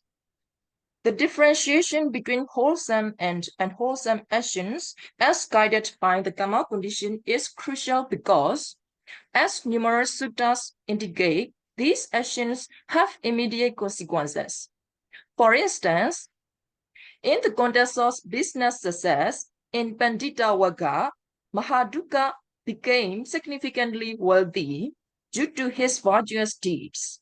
He donated food to the Kassapa Buddha with pure income and pure intention, exemplifying the direct positive impact of wholesome actions. Nowadays, offering to the Buddha is impossible, but an arahant, a Nagami, right after his emergence from the Niyoda Samapatti, can expect instant fruits or results within this life. According to the Mahaparinibbana Sutta, the existence of arahats persists as long as the Noble Eightfold Path is brightest. Other good deeds might or might not have such power depending on how strong the good deeds are. To bring this to life, an example of health achievement affected by the karma condition can be found in Gaudawagga. This is the story of Rohini Princess, a Nuroda sister, who suffered from a skin disease in Kapilavatthu. She always covered her face with a cloth in shame due to her condition.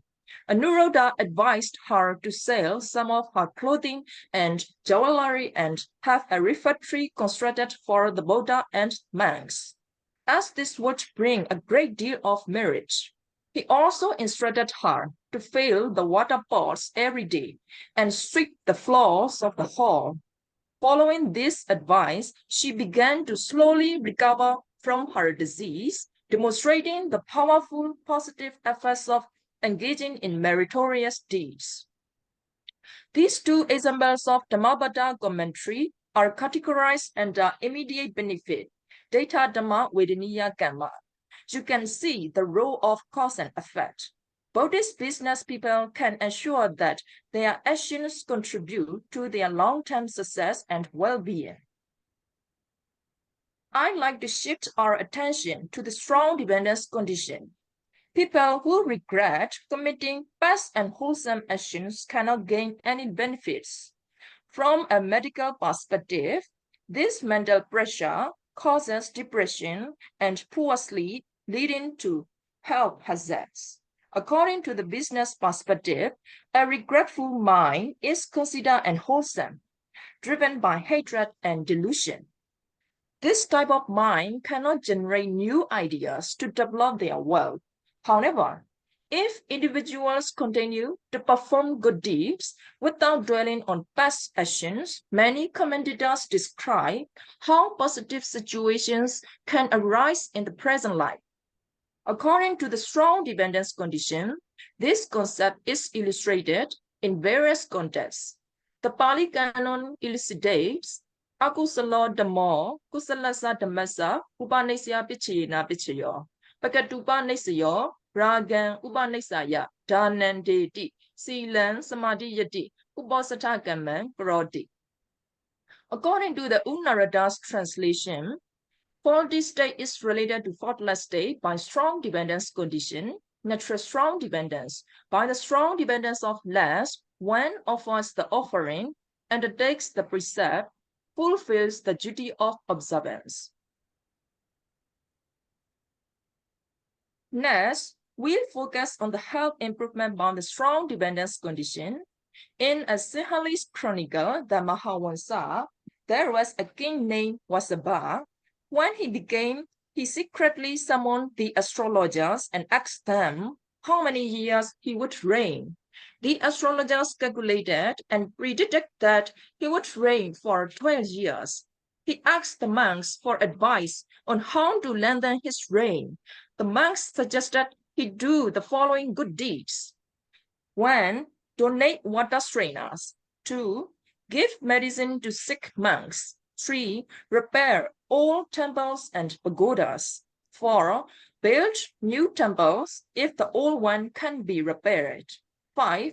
follow the 5 precepts every day, and 6, follow 8 or 9 precepts on Uposatha days, 8 and 15 days after the full moon.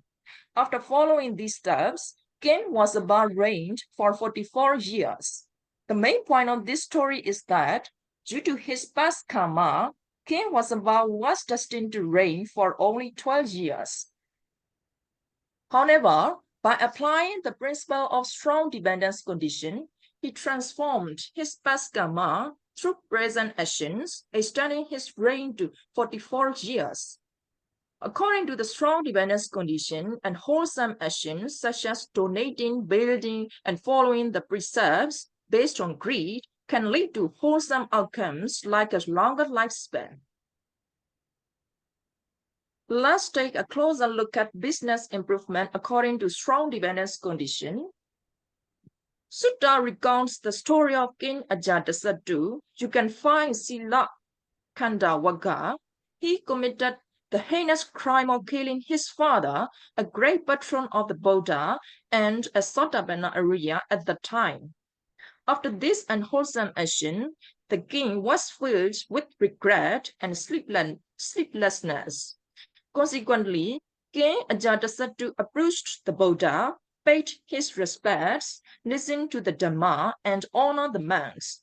He took refuge in the triple gem, making a significant turn in his moral journey.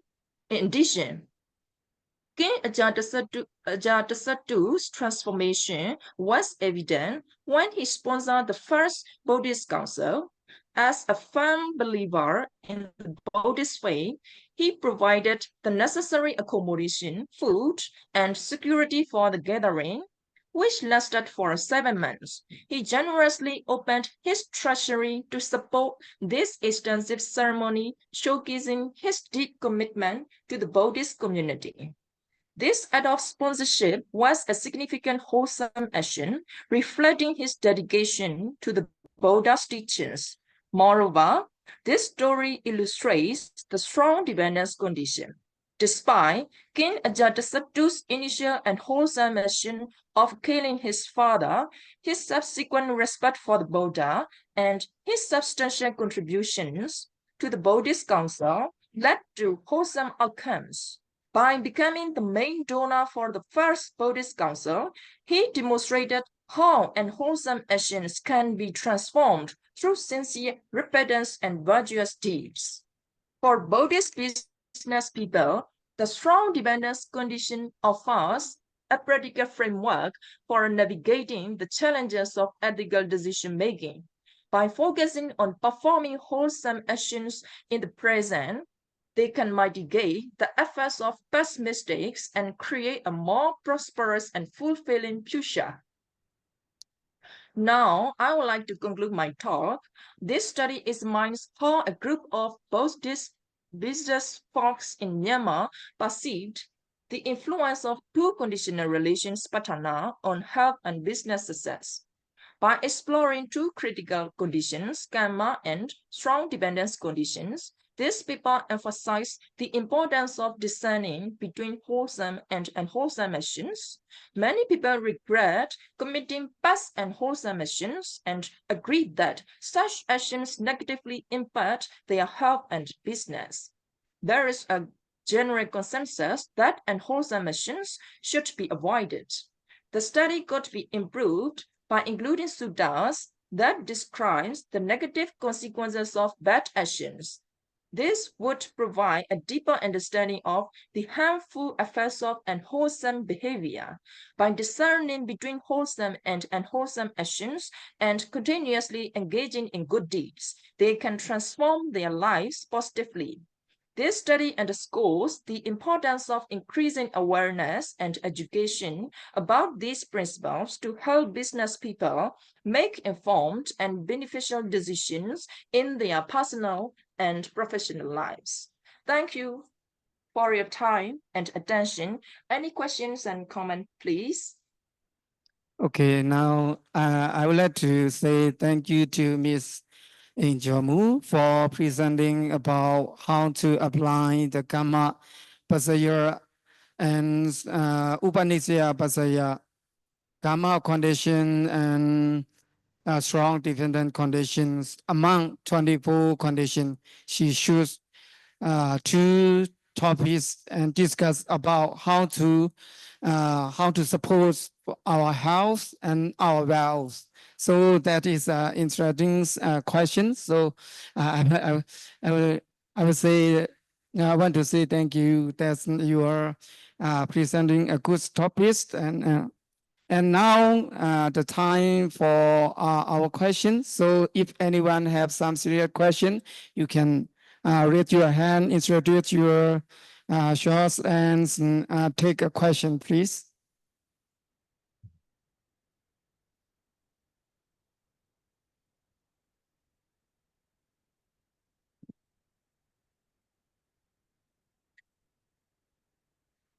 Thank you very much. Sally, can you, my friend, can you hear me from here? Yes, yes, Toto. Bendy. Yes. Okay, thank you very much. I'm Okutala. I'm from Yes. MA second year. My question is, your presentation is like empirical research. So what is the research you have done here? That is like a qualitative empirical research or quantitative empirical research. And if you have done the research, what is your database and the method you have done? Because for the businessman, you apply the 2 patana, very difficult for them to understand. And if you got the result, it's also not easy to analyze to come to the conclusion, as I see here. So could you please explain a little about your methods and what kind of the empirical research you have done here? Thank you very much. Yes, thank you for your question, Bendy.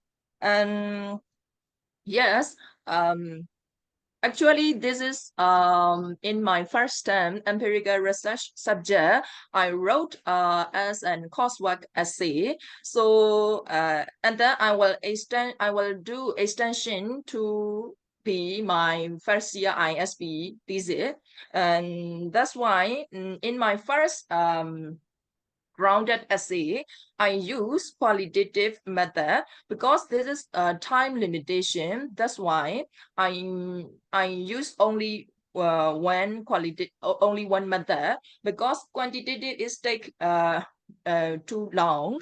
And then I use simple Microsoft Excel to analyze the database.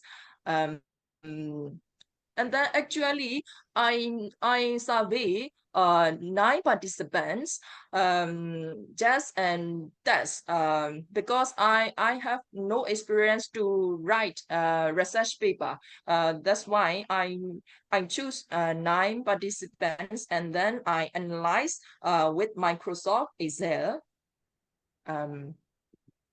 Thank you, Bendy. Can I ask more? Actually, for the qualitative research, if you have only 9 samples, it's not enough. You should take at least 20 samples. And also it's located in all range of age and also the sex and also the gender, I mean, and also the industry they work. So you can come to the conclusion. It's more convincible. I hope this is my comment only. Okay, thank you. Yes, thank you, Bendy. I will. In my one more question. ISB thesis, If anyone has question, according to our time schedule, just for one more question, that short to the point, even question or answer, please.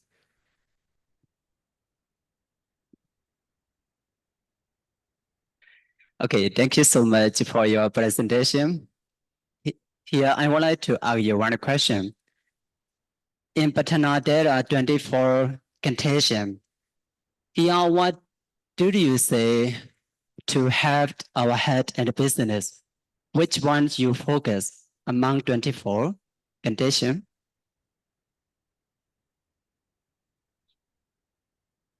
Yes, I focus only 2 conditions. But you mentioned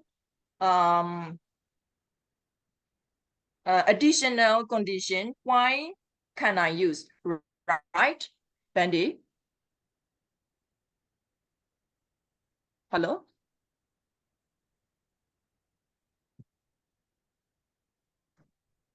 Yes, Hello? we hear you. Okay. Can you hear me? Yes. Sayadaw. Yes. My Your question is, questions, which one I would you like to. focus Yes. on to have our head and business among 24 Yes. conditions? Yes. For health and business, I choose for this paper 2 conditions: karma conditions and strong dependence condition, upanasya tisaya.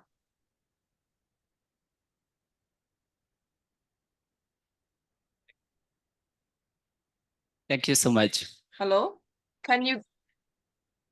Okay, according to our time schedule, right now for our speaker, Angel Mu is just here. So I would like to say to thank you again and all participants come and join us right now. And then I would like to invite another one to come and process our next agenda. So thank you to Angel Mu. And right now, I would like to invite a council to come and present with his discussion on Buddhism as a pessimism title. Before that, may I read his brief biography. Ikanzo is from Yangon, Burma, and lives in Yangon. He finished his basic education as BSS number 2 Gamma Youth. He received his bachelor degree in political science and philosophy with honors in 2023 from Hurst University. Here, he engaged in extracurricular activities, including as a secretary in the university philosophy class and as a representative on 2 occasions in American Model United Nations. He currently studies for MA in Paris and Buddhist Studies at Shan State Buddhist University. Interested in the study of political and philosophy. His hobbies including readings, music, and gaming. He's also enjoy making coffee. So here is a brief about a Kanjo. So right now, the time is for your presence. Your title.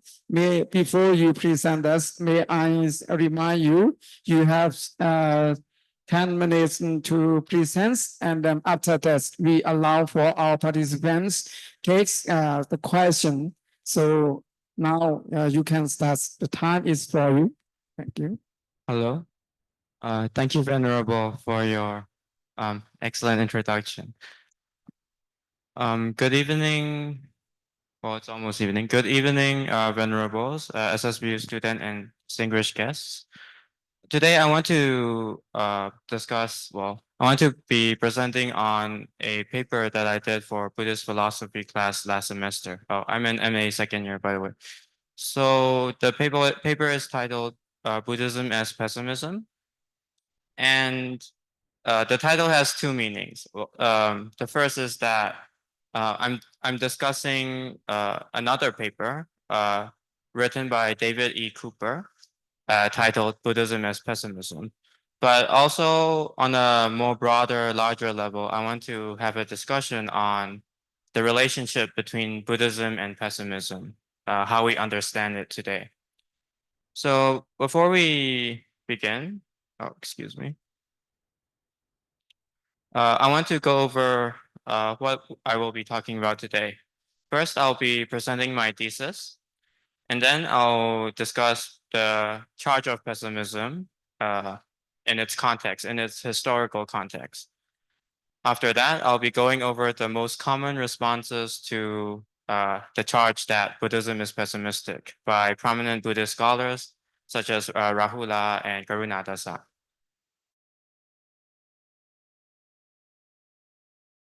Definitions of pessimism, how they understand the term pessimism. But for Cooper, he asserts that their understanding of pessimism is not relevant to the charges that are being made. That it's not relevant to how the people who make the charge understand pessimism. In other words, we're talking about two entirely different definitions of pessimism, which is quite problematic if we're trying to have a debate. So I'll be going over Cooper's argument and then finally concluding. So my thesis is that there are some alarming problems with the most common Buddhist responses to the charge that Buddhism is pessimistic. My research is focused on Cooper's Buddhism as pessimism, as I have said, and I draw out two things. We're misunderstanding what people are saying when they say Buddhism is pessimistic. At least we don't think about what the term pessimism means. Nor do we think about how, like, what specifically are they talking about when they say Buddhism is pessimistic? For Cooper, which is the final point, he argues that in the most relevant sense of the definition of pessimism, the most relevant definition, dukkha is pessimistic. I'll get to that later, but firstly, let me talk about the charge of pessimism in its context. So today we all know that most contemporary Buddhist literature, Buddhist authors, Buddhist scholars, they overwhelmingly argue that Buddhism is not pessimistic. This is in contrast to 19th century Western literature, which says that Buddhism is pessimistic, it is nihilistic, and it is devoid of any power of promoting goodness. Obviously, we know that's not true, but back then, it was an existential threat to Buddhism because it was the period of scientific revolution and scientific optimism. And that kind of optimism left very little room for an idea or a doctrine that was pessimistic. Now, these critics targeted the Four Noble Truths, and in particular, dukkha. That is not to say modern arguments of that Buddhism is pessimistic does not exist. I am, after all, discussing Cooper's work, but there's also another author in the UK, Ian James Kidd, whose paper talks about how Western culture kind of look at the more optimistic aspects of Buddhism. But that's beyond the scope of this paper, this presentation. So let's look at the responses to the idea that Buddhism is pessimistic. Rahula famously wrote in his book, What the Buddha Taught, that Buddhism is neither pessimistic nor optimistic, but a realistic religion. Rupert Gethin attributes this charge to a fundamental misunderstanding or a denial of the reality of dukkha. Karunadasa concurs with Rupert Gethin, going further saying that you cannot look at dukkha alone. You have to look at it within the context of the Four Noble Truths. So what he's saying basically is that people are taking dukkha out of context and not looking at the fact that if you look at the Four Noble Truths as a whole, it leads to the cessation of dukkha. And that is why Karunadasa argues that since it leads to the cessation of dukkha, since that is the end goal, Buddhist doctrine, Buddhist ideas cannot be pessimistic. Now, Venerable Mahadeva, he takes a very different approach. He argues that if you look at the suttas, and if you look at the Buddha as a person, his personality and quality is anything but pessimistic. This is quite obvious. And that's why he argues that since the person is not a pessimist, the ideas and the doctrines of Buddhism cannot be pessimistic. Now, from these, how should I say, responses to the charge, we can look at some definitions of pessimism. We can draw out some definitions. The first is pessimism in convention. You'll see this in Getin, Rahula, and Karuna Dasa. The pessimism in convention is our conventional understanding of pessimism, which is that it is a negative, one-sided view of the world. It is a view that is so negative and so unreasonable that any normal person cannot possibly look at it and be like, oh, this is true. It is inherently false because of how unreasonably negative it is. Now, for Venerable Mahadera, he is looking at pessimism as an attitude.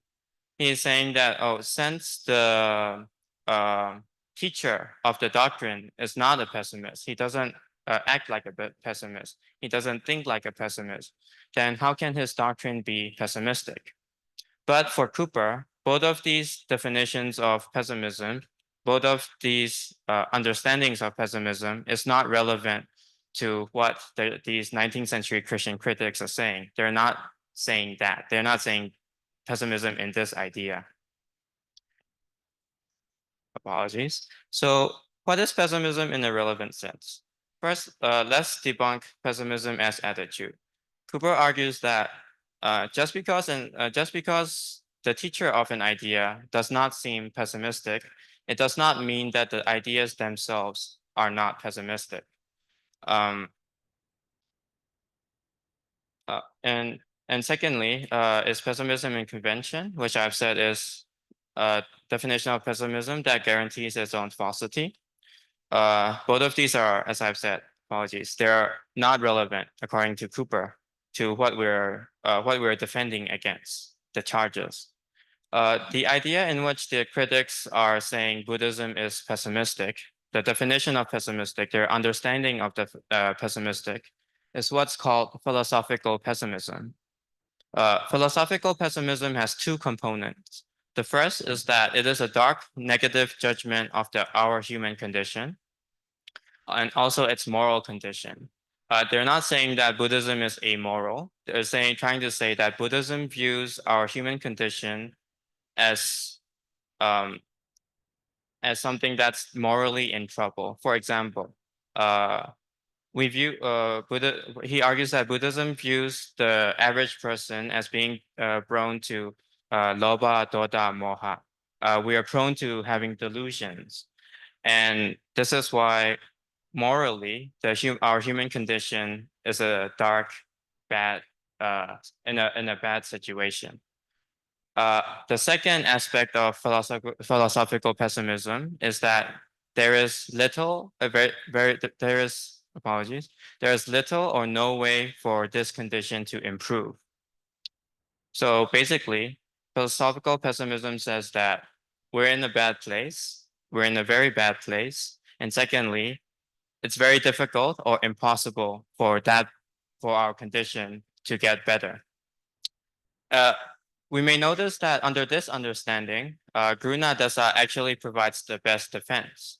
Because if we look at what Karuna Dasa is saying, he's saying that the Four Noble Truths, particularly dukkha, even if it suggests that our situation, our moral situation, our physical situation is in a very bad place, a dark negative judgment of our human condition, the Four Noble Truths nevertheless provides prospects for improvement of this condition, because ultimately it leads to the cessation of dukkha.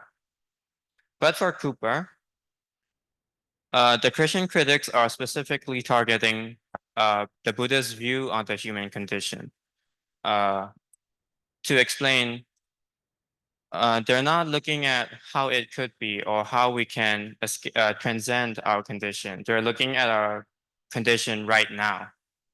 And the Buddhist perspective of our condition right now, they say, is pessimistic. Cooper goes further. He argues that Buddhist liberation, according to the Four Noble Truths, also does not escape the second criteria of philosophical pessimism. He argues that since Buddhist liberation involves transcending our condition, not changing it for the better, even if following that path does make it better, since the aim is to transcend our condition, either you have to transcend our condition through Nibbana, or you have to radically change the human condition into one that the average person, the average unenlightened, unstudied person does not understand. Here I'm referencing the, of course, the attainment of arahantship. In reality, like, unless you're an arahant, like the average person won't know what being an arahant is like. It's a different condition from us. In the end, he argues that the end goal of the Four Noble Truths is not an improvement of our condition as we do know it, but either a transcending or a radical transformation of our human condition. Now, I'm not here to stand on a hill and defend that point of view. My point is that regardless of whether or not we accept Cooper's arguments, we have to recognize that there is a problem. The problem is that we're not, how should I say, responsibly engaging with the charge that Buddhism is pessimistic, because at least the most popular responses to the arguments that pessimism, like that Buddhism is pessimistic, fail to recognize pessimism in which they are being made. In other words, we're not looking at pessimism as the Christian critics understand it. We're just giving our own definition of pessimism and not addressing their understanding of pessimism. Of course, this is, of course, a detriment to properly and critically addressing these pessimism charges. Finally, what I want to say is that we may also want to reflect upon our own attitudes to pessimism as Buddhists. In studying and writing for this paper, I stumbled upon Arthur Schopenhauer. He is often called the father of pessimism because his works are really pessimistic. But on the other hand, he also regards himself as the first European Buddhist. Now, of course, we see it as being very strange now, considering that we overwhelmingly reject the term pessimism. But for him, he views pessimism as not a critique of Buddhism, but a necessary aspect of Buddhism. In other words, he views pessimism as the necessary motivation for every human being to follow the path to nirvana. So these are some food for thought. These are some conclusions that I've come to have, apologies, from researching this paper. And that's it. Thank you for listening, and please, any questions? Thank you to Mr. Ikanso for presenting your paper. It is an interesting topic that highlights whether Buddhism is pessimistic or not. It gives us the knowledge about Buddhism. He gave a reference so many authors such as Kober, Ronatasa, Wapula Lahura, etc. Some of the Western scholars, when they see the first noble truth, life is suffering, some scholars they might think that Buddhism is pessimistic, but at Mr. Ikanso discussing that many scholars reject that Buddhism is not pessimistic, just realistic. This color, so thank you. And right now, I want to allow for you take time to raise a question. If anyone have any serious question, please raise your hand and take it. Okay. Thank you very much. It's very nice to meet you again. May I come to the question directly, shortly? Your explanation is like a philosopher, as I think. But I just wonder why you choose David Cooper. He's very negative in his way, just only focus on the first noble truth. That is very dukkha. So can you suggest him to read about the Brahma Vihara? He never pay any attention to very positive aspect from the Buddhist teaching. For example, it's Metta, Karuna, Piti, and Upekha. So in this case, do you have any comment or any suggestion for him and for us to apply the Brahma Vihara to argue with David Cooper argument? Thank you.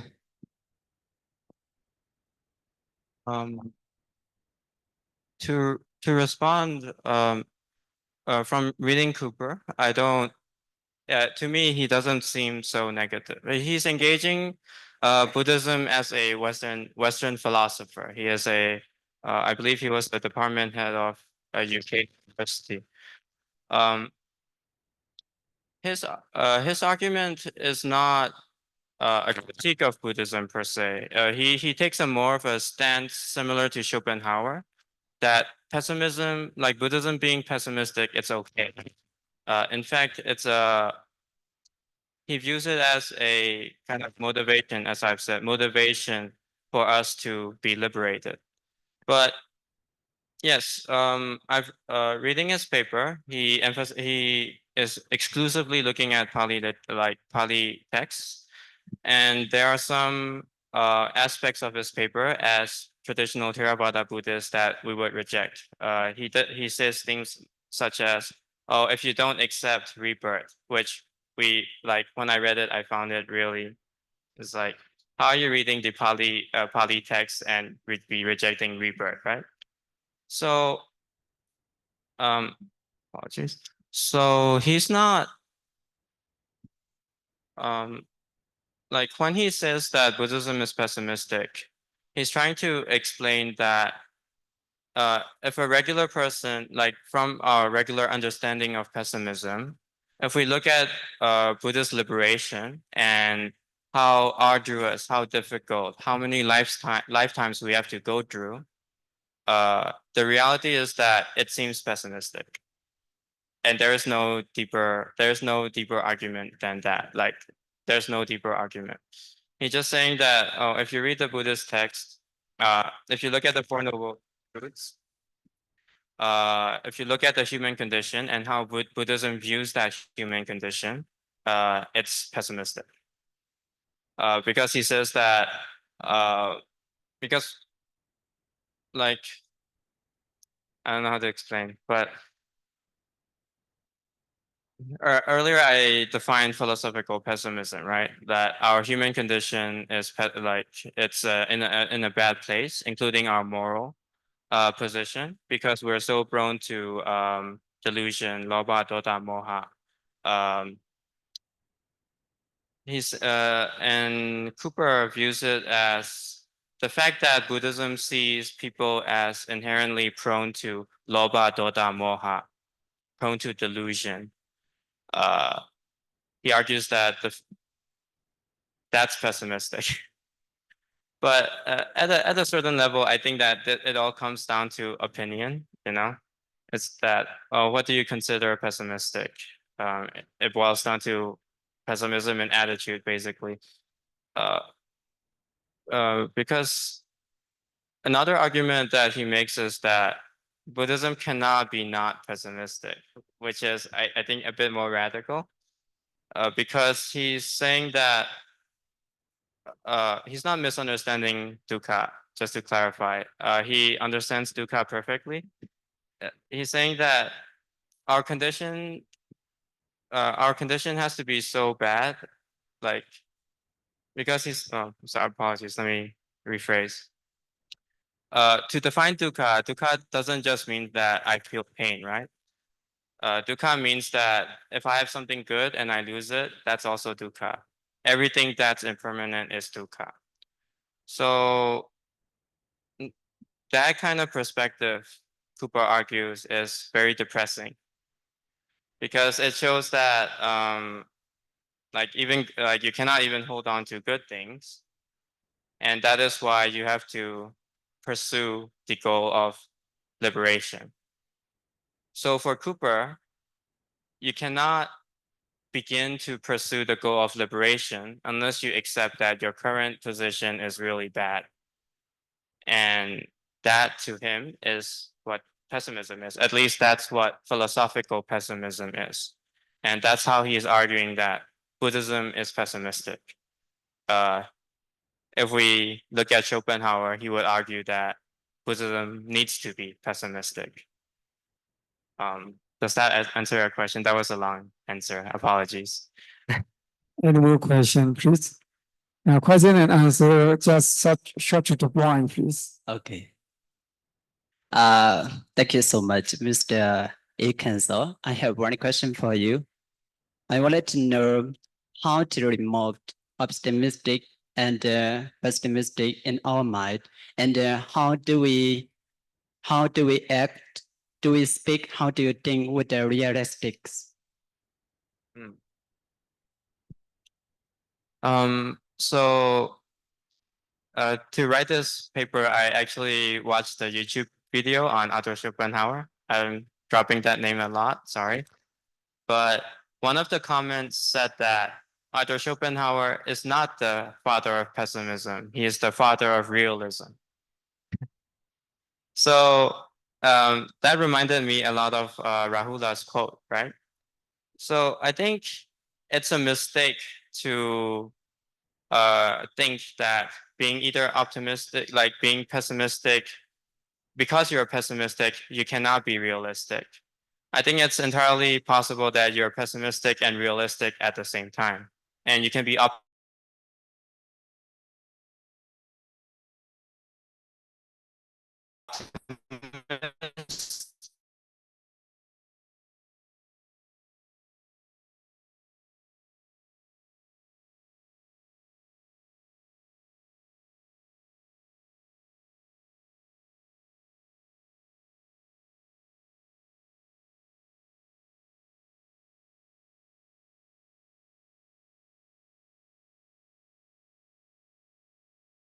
whether or not you're realistic.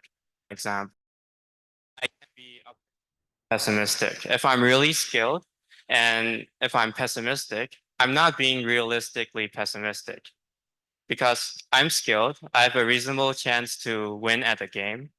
But if I'm being pessimistic, that's not being realistic. People would look at me like, oh, he's so skilled. Why is he being so pessimistic?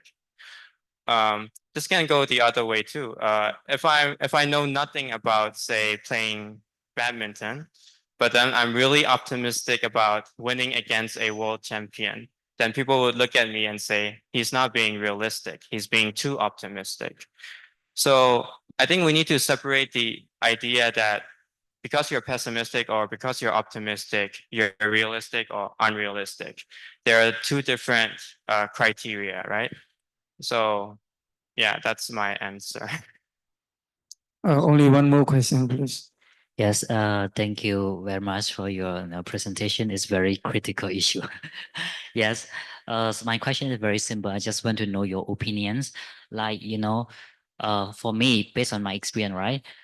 Before I came to know Buddhism, like, before I haven't got any, background of Buddhism, even I am a Buddhist, right? My parents also are Buddhist, and it never occurred to me that, like, Buddhism is pessimism. So, but after, when I came to study about Buddhism and I heard that Buddhism is pessimism, is a surprise. Yeah, it's a shock. Why they say Buddhism is pessimism? So yeah, it's because we are ignored that we don't know that we don't have knowledge about this, and we just believe everything. Or is that like the Western scholar, or they are like a philosopher and they know like something like this? What do you think about this issue? Your opinions? I think it's at its roots. I reference 19th century Western literature. At its root, it's a misunderstanding of different cultures. So I may have, so as a personal example, going to the US, I've interacted with a lot of Christians and Muslims. And like, I view their, like, no offense to any Christians or Muslims, but when I hear their ideas, when I hear the way they speak about their doctrines, I found them pessimistic.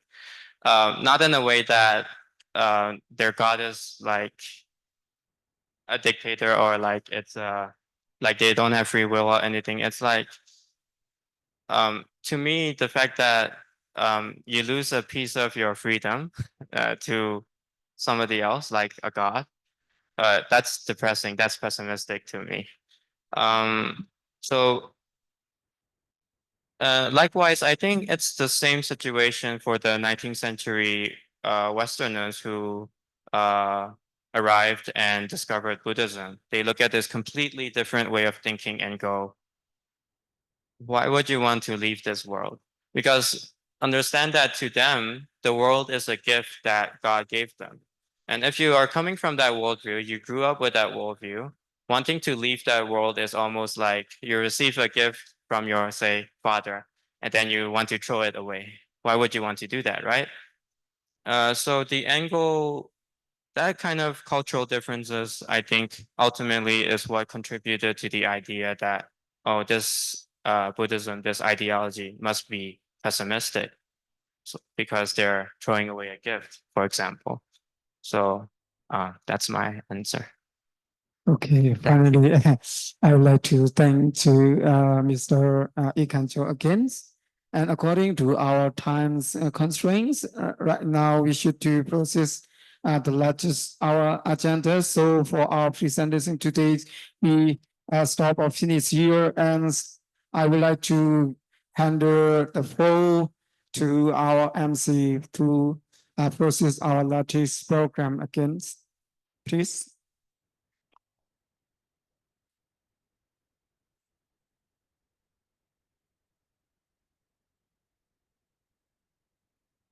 I'm very thankful to Venerable Nandisena for moderating this section. Your comments are remarkable and wonderful. We very much appreciate it. Thank you. Now it is the time for presenting the certificate of appreciation to our presenter. For the online presenter, we will send the appreciation through your email. For presenting the certificate, may I humbly invite Venerable Dr. Mo Sahalangara to present the certificate to our presenter. Please, Venerable Sirs.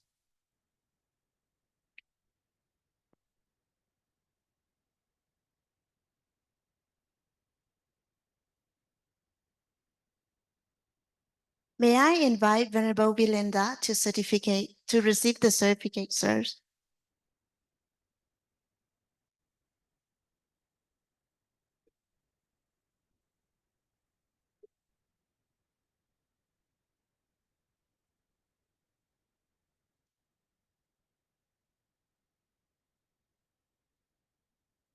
May I humbly invite Sialima Teja to receive the certificate, Sialipia.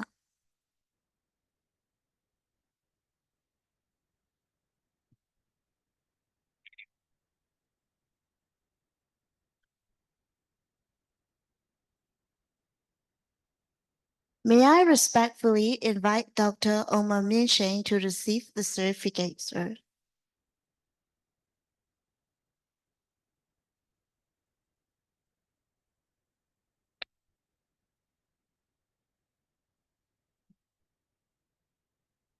May I humbly invite Mr. A. Kan Song to receive the certificates.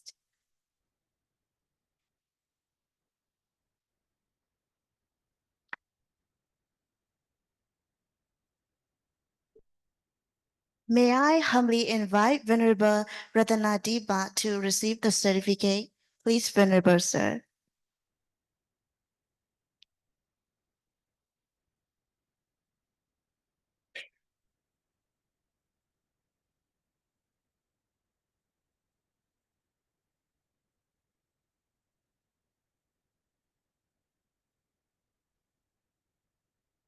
May I humbly invite Venerable Nandisena to receive the certificate, Venerable Sir.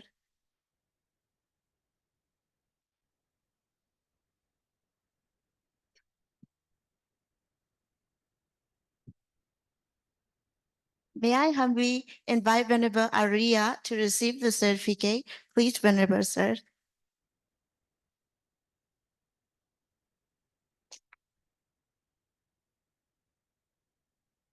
May I invite Nang Man Lao to receive the certificates?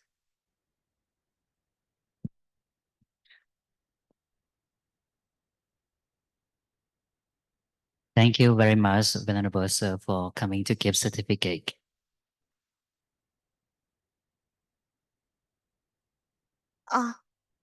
For now, we will continue presenting the certificate paper to the volunteers, sir. Yeah. May I invite Venerable Kimananda to receive the certificate, please, Venerable sirs.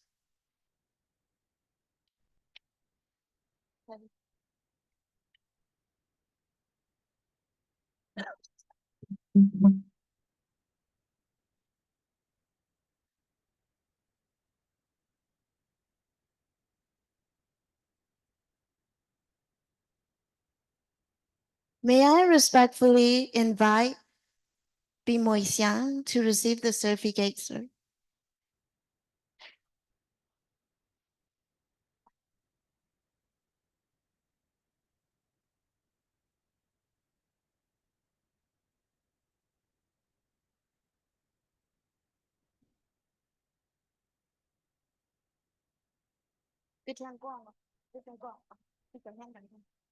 May I invite one more volunteer, one more left? Yeah. May I invite Sai Xiang Bangpa to receive the certificate, please?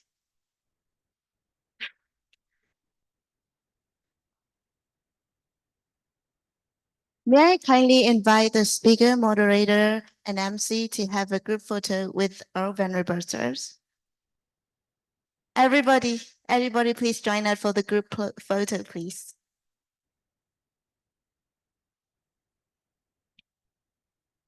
Yes, all the volunteers, all the staff, could you please come in front and we are going to take a photo together to remark our first student conference and the first time and the new experience for all of us. Please come in front. The ladies, can you please sit in front? Yes, and the lady.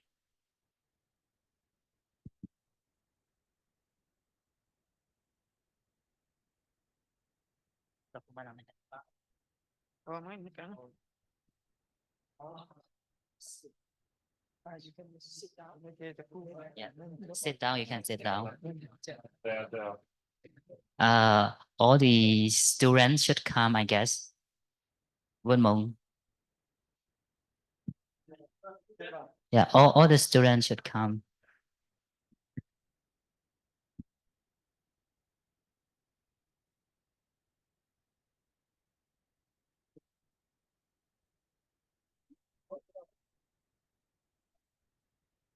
Can you help to move the chairs?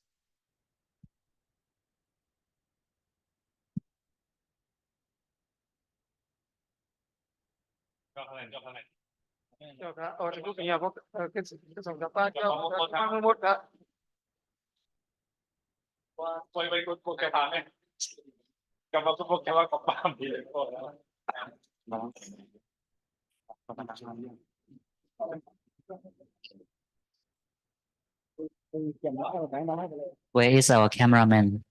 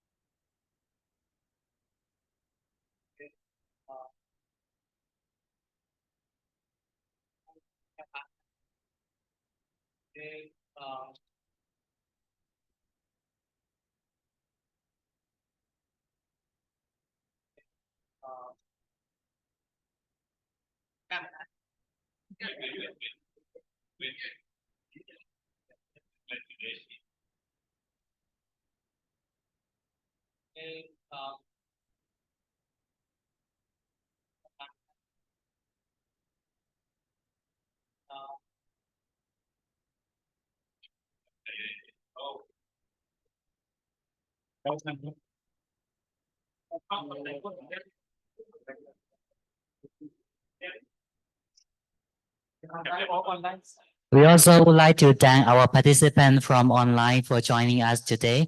This is the first student conference to remark our Venerable Rector's 60th birthday. So thank you for joining us.